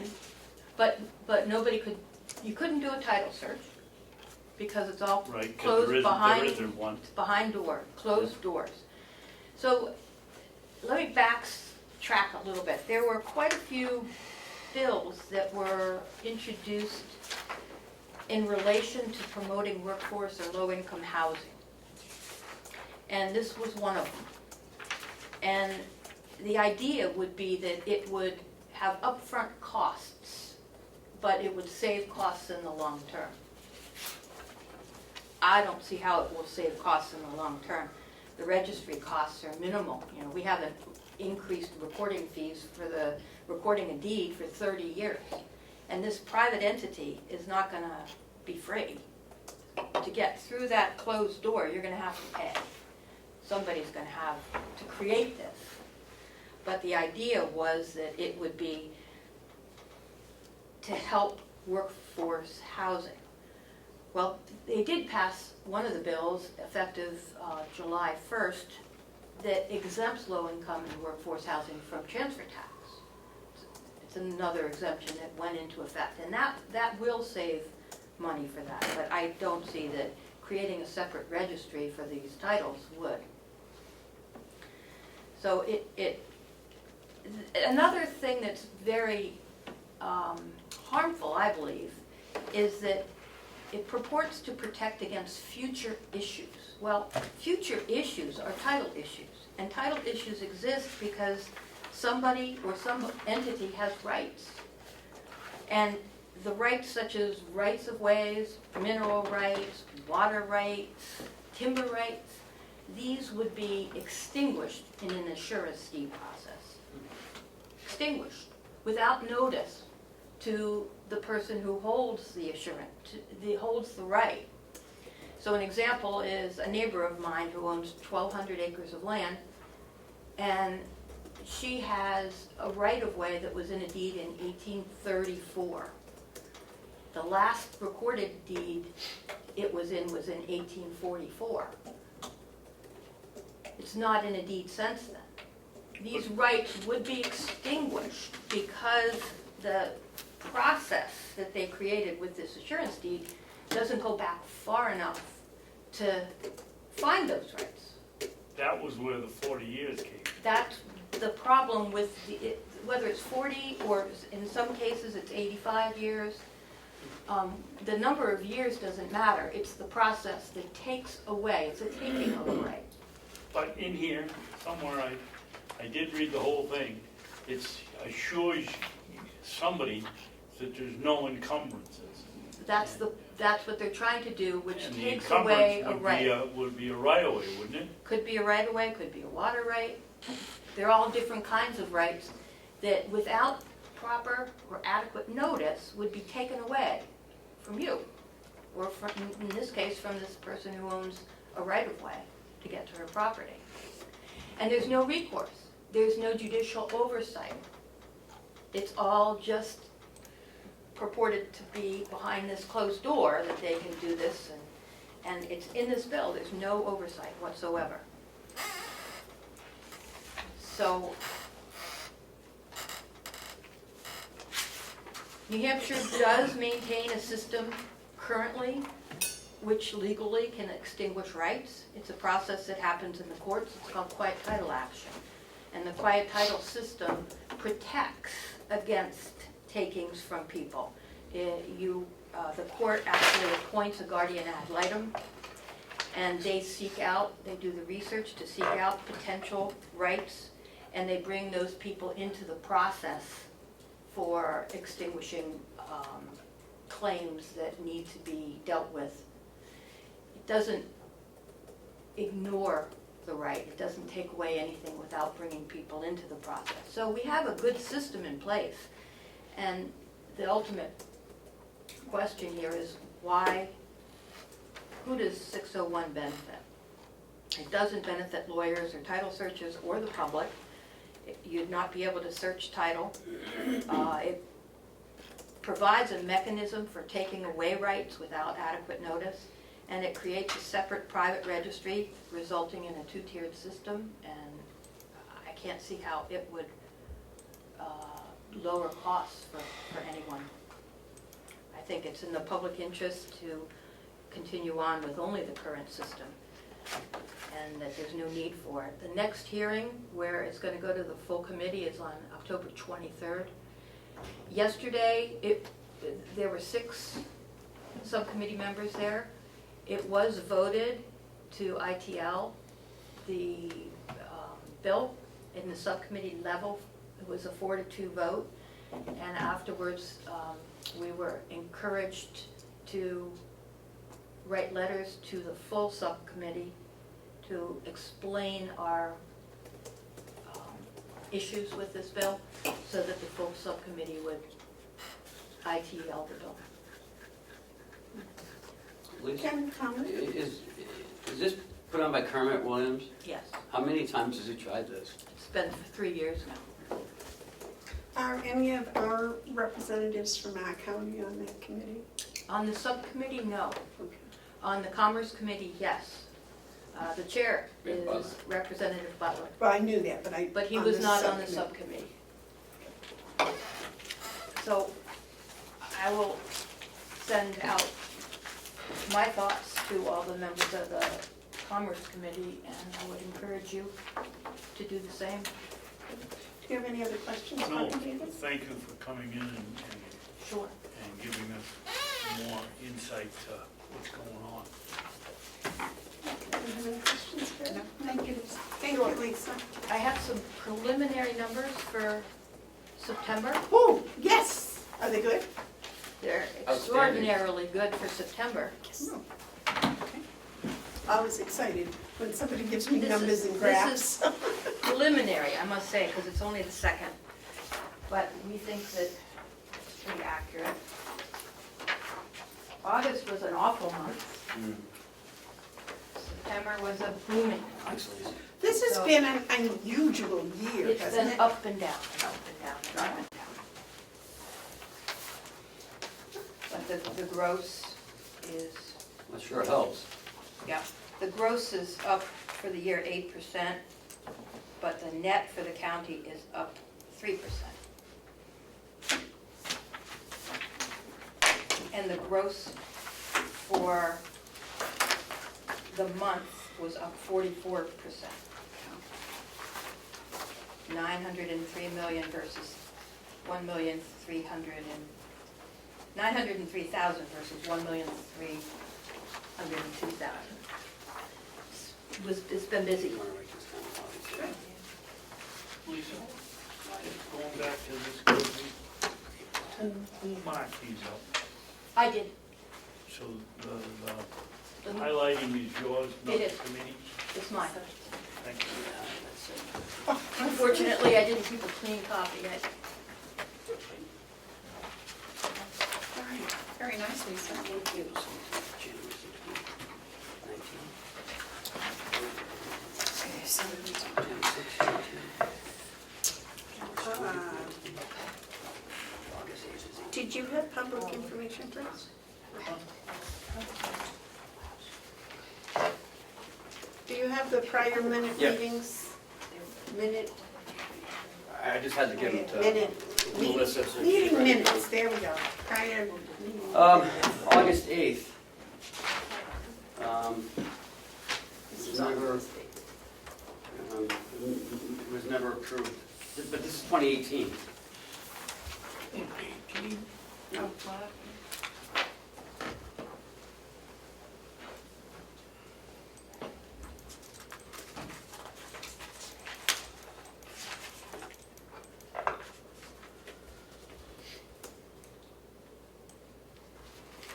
So basically, all we have to do on this one is sign it, because we voted in favor.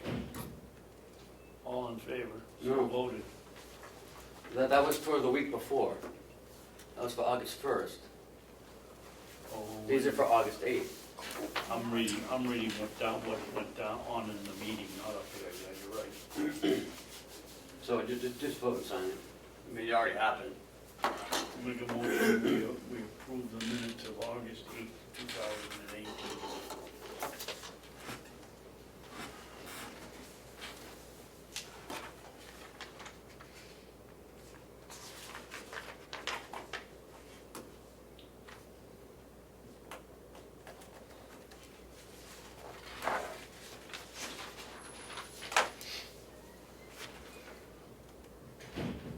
The MOU was with Arthur first too, right? Then we changed it to an MOA.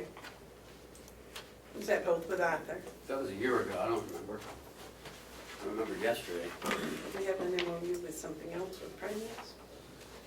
That's where I sent it to an MOU, and then you guys with the MOA. You guys were debating whether it was an agreement or as understanding.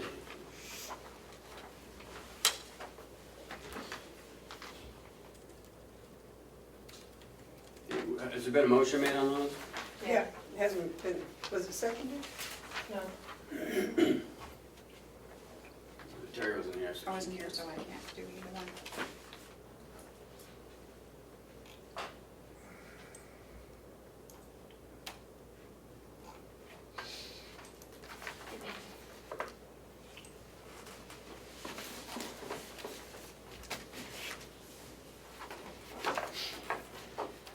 Is the handbook finished? No.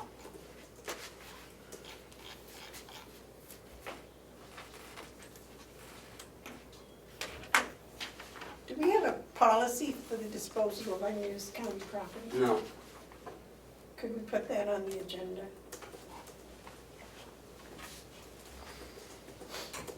Actually, Sullivan was looking for that 2 weeks ago.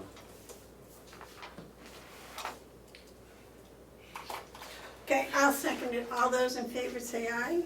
Well, Aye. And you abstain, I guess? Well, she wasn't here.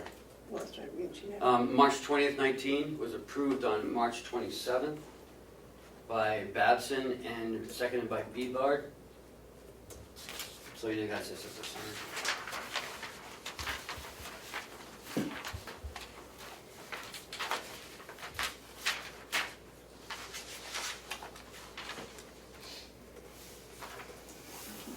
So this one's already been approved? Yep. Why wasn't it signed?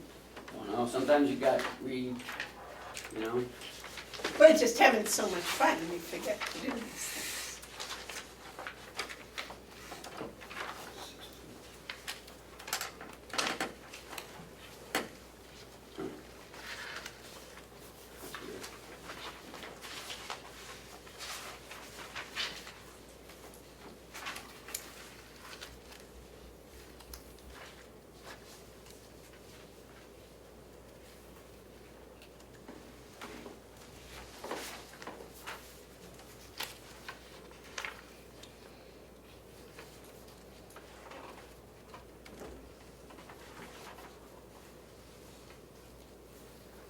Is there a motion made on this, on the, No, he's still reading it.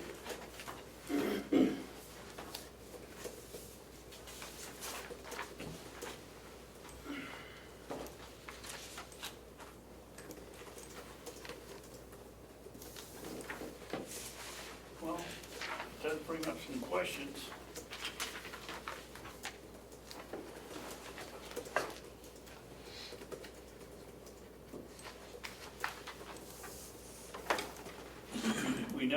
We never wrote a policy here. It says,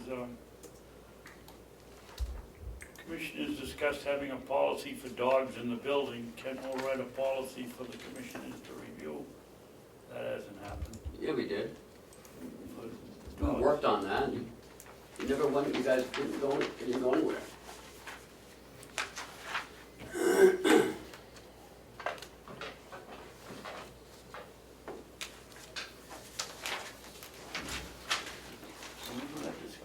Yes. I wanted it to be all animals, because I might want to bring a pig in, Mm. a piglet. That means no pigs in the office.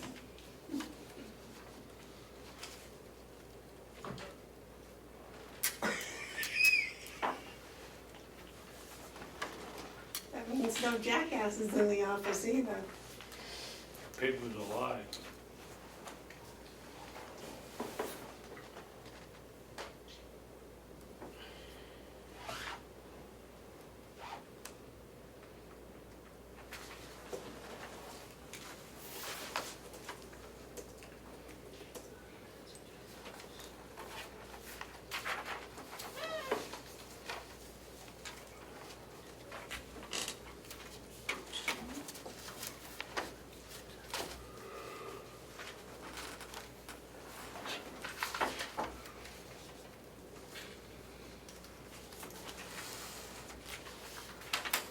I guess that was when we started doing the check manifest. That's been a long time we've been doing that. Mm.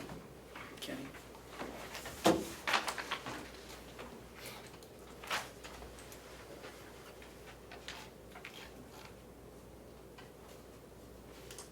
Oh, you were here for this.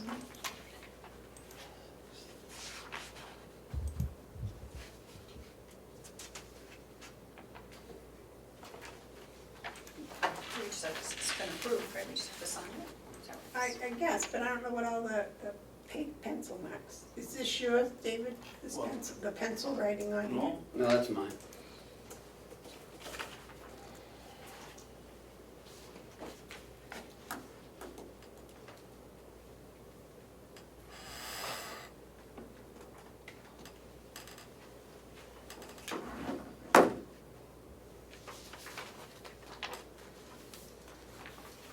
I guess it's all right.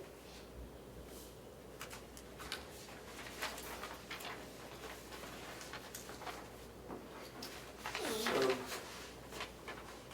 June 26, 2019. It's on July 3rd, Commissioner Baz a motion to approve the minutes of June 26, seconded by Commissioner McCarthy. Not voted on, postponed until next week. On July 10th, On to three months and a week.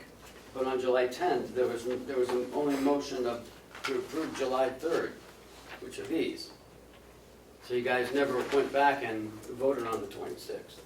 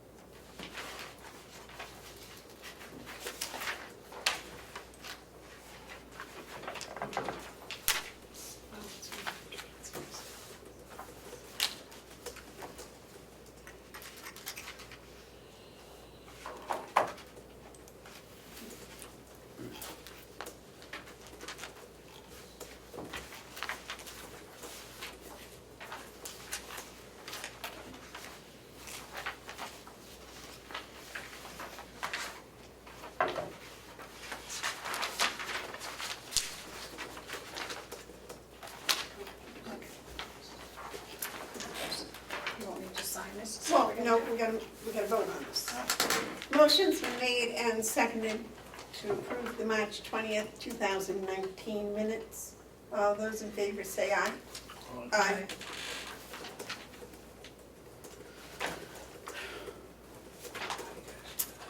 Actually, Ken, did you just tell me that this was approved, the March 20th on a different date? It just needs a signature. Just It's already needs a been signature. approved. What was the date it was approved, do you know? I don't know. Sorry. The March 20th ones, do you have a signature? Just March 20th. I thought you said the 26th. Which one is that? March 20th. When was it approved? Right here. Approved. On March 27th, we approved. March 20th.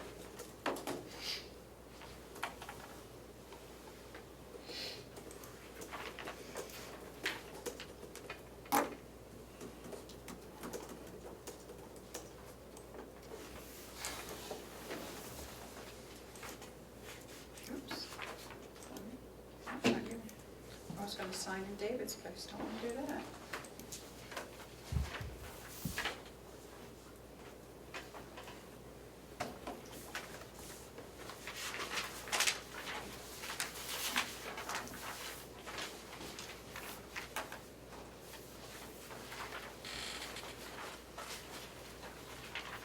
David, do you remember what the controversy was on this one? No, I don't.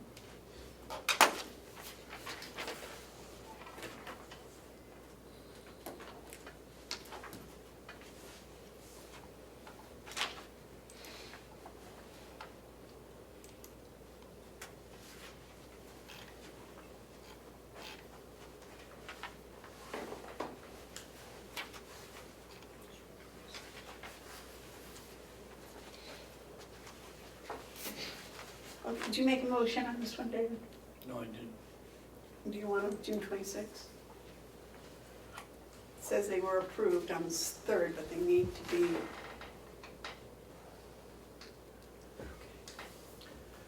So what does this mean? The minutes were approved on the 3rd of July, but also says not voted on, postponed. Right, it says, Commissioner Babson motion to approve the minutes, June 26th, seconded by Commissioner McCarthy, and then it says not voted on, postponed until next week. Then I looked at the following week, and there's nothing on there. I went up to the 27th, there was still nothing. So you've never gone back to it, is what I'm guessing.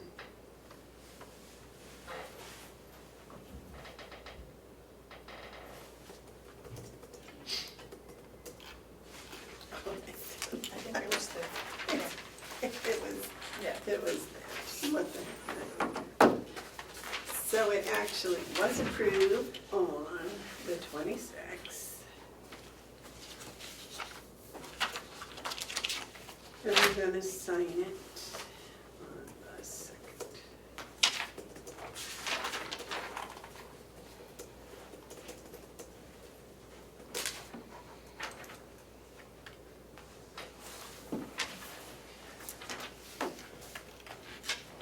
Is that all of them? No?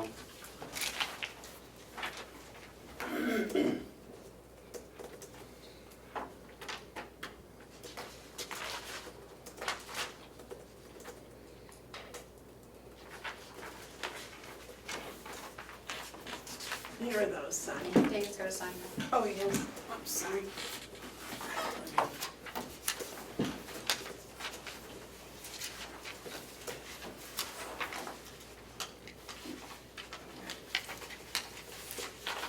Who the hell is this with her? Oh, there's her crabs.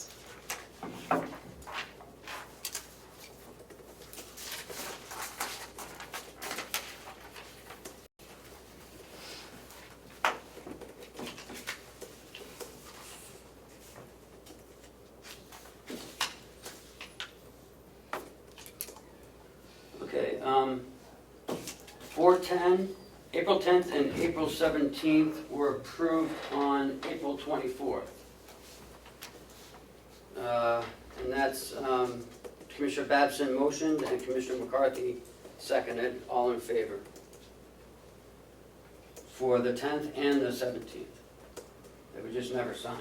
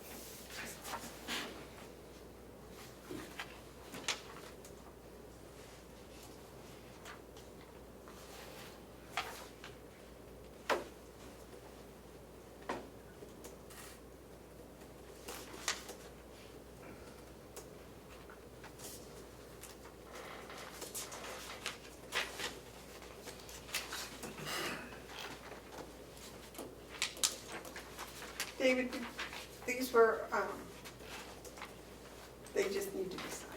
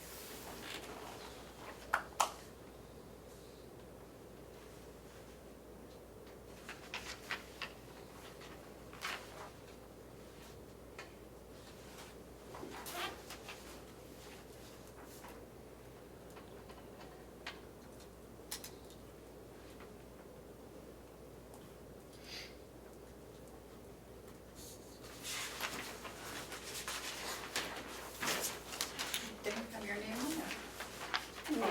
Yeah, it just, Last one is January 16th, well, I 2019. got chocolate.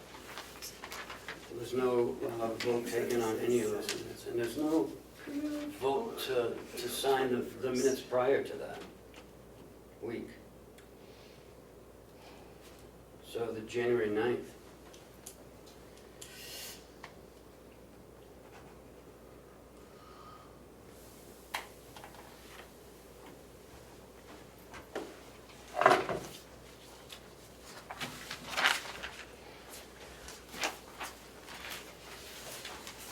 David already signed that one.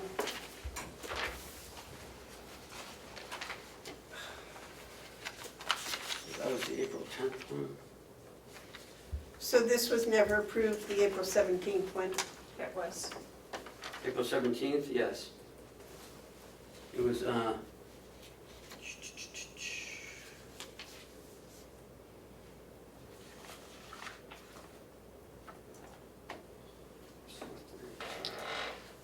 It's on your little sticky. April 24th.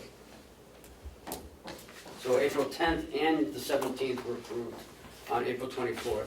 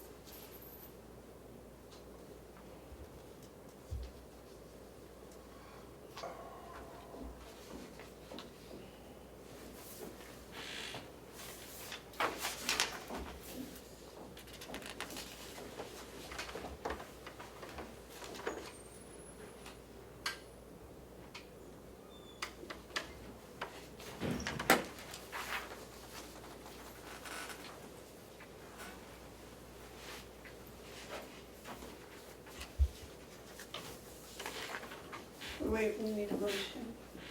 No, they're already This been one was approved already and signed, yeah, you just gotta sign those. This one too, January 16th?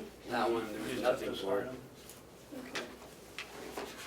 And look at, there's no approving the minutes of January 9th. Were they? Huh? Were the minutes of January 9th approved? No, because where are they? They're not approved.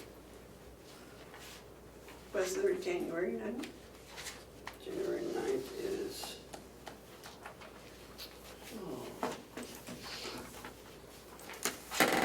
Here you go, Mr. Davis. Why is that in red? David, you just sign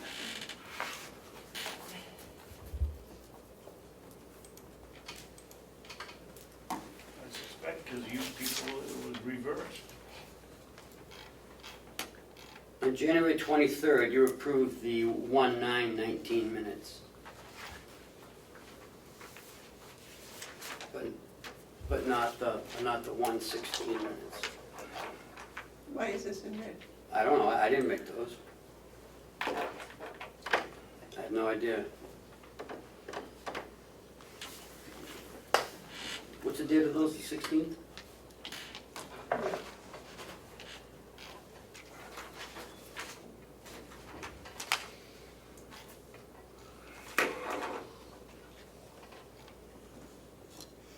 because that was a previous vote from 2018. I think she put that in there for reference.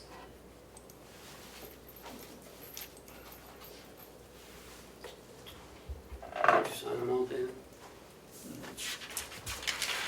Yeah, I think that was. Okay, so David, you need a motion to accept these, I think. That's the January 16th meeting? And they weren't accepted. No. Make a motion that we accept the January 16th, 2019 minutes. I'll second. All those in favor say aye. Aye. That's it.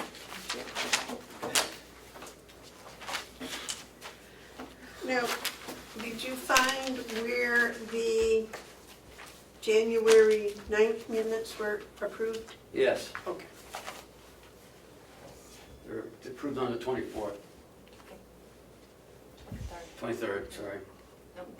It's close.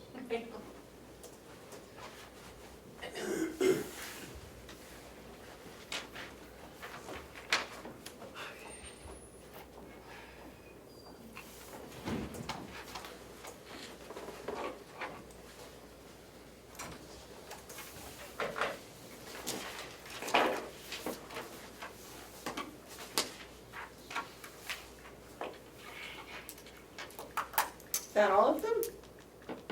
Yeah, it's enough. I think so. That's quite a few. Well, we're up to date now, so I had Laura go through everything, make sure we got everything set, we're all set.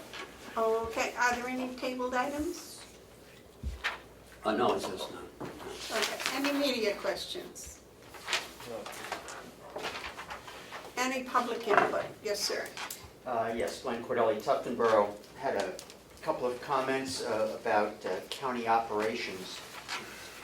First being, during the budget discussion, I think Commissioner Bivard, you asked about whether all department heads knew about what was going on, and the answer was some. I think that's a problem. And when asked if the administrator had met with department heads about this, the answer was not in a while. I think that's a problem.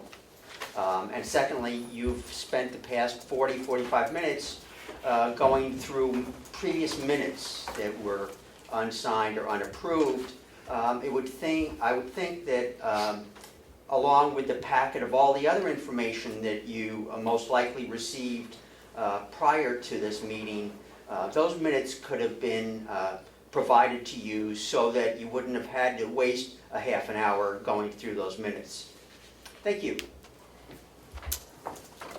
Thank you for your comments. Any other public input? Steve Brown, Wakefield. During the budget discussion, being the fact that it's the commissioner's budget, I heard absolutely no direction put out to any of the department heads. So is this like a free-for-all where all wish lists turn into budgets with the lack of direction that didn't come from the commissioners? I mean, how do you form a budget when you did have at it? Is it like Christmas in October at Carroll County? I mean, how do you, it's your budget and there was absolutely zero direction. Zero. Are we in for a 26% increase next year? We had 13 this year, 26 next year. I mean, well, how do you, with the lack of direction from the commissioners, it's your budget. I've never seen anything like it before. And maybe that's why the budget just continually grows. It morphs year after year.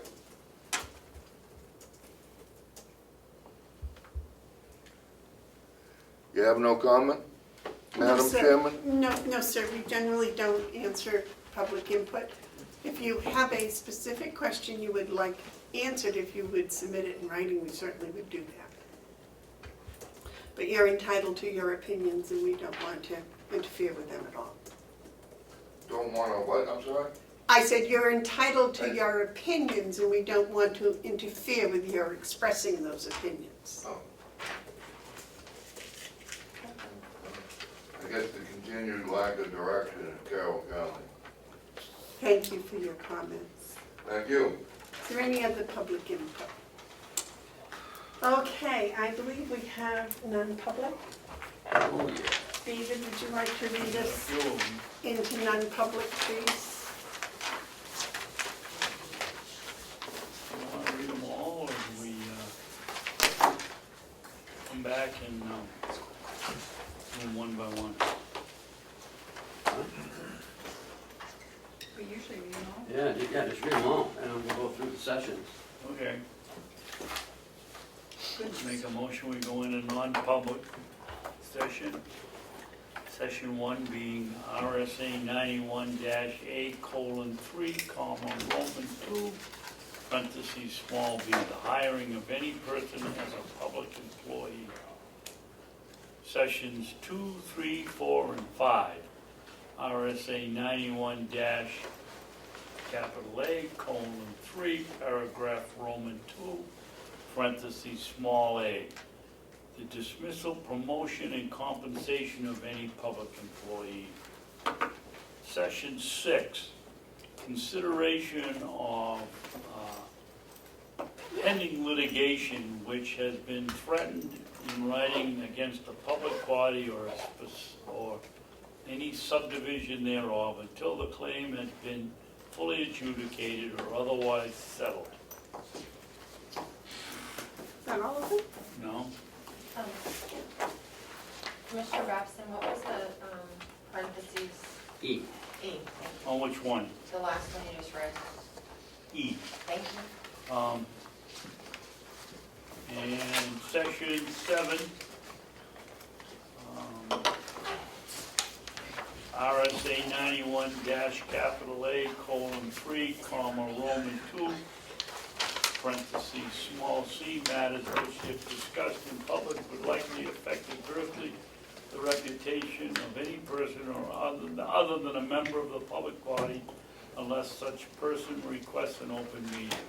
This exemption shall extend to include all applications for assistance or tax abatement or waiver of a fee, fine, or other levy if based on the inability to pay or poverty of the applicant. Is that all? I hope so. Would you please do a roll call? Commissioner Babson, Yes. Commissioner Bieber, Yes. Commissioner McCarthy. Yes. You want to make a motion to come out? Just one I'll moment. make a motion, we Madam come out Chair, just one of. moment. Oh, Sure. Thank you very much. we're just coming out. All right. So you second it. I will second it. All those in favor? Wait a minute. He's got to Well, no, he No, wants, I'm good. he only Oh, you wants gotta- when we're in you gotta public. turn on? Yeah. All those Make a in, motion, we come out of non-public. okay, and I make a motion that we seal the minutes from session 7.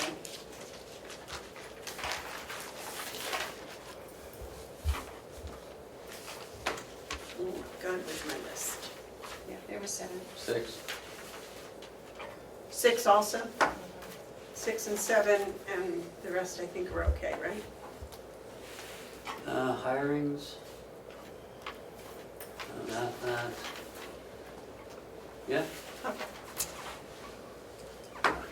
I will second. All those in favor say aye of sealing the minutes from 6 and 7. Aye. Okay, now, I am really happy to announce that we have hired 2 LNAs and 1 MNA for the Mountain View Nursing Home, to a second shift, I believe. mhm. And we- And a third shift. and a third shift. And we've hired an LPN for the jail, and we have hired a new HR director for the complex. All right, is there anything else that I forgot to mention that we did that I should mention? I don't think so. Oh, and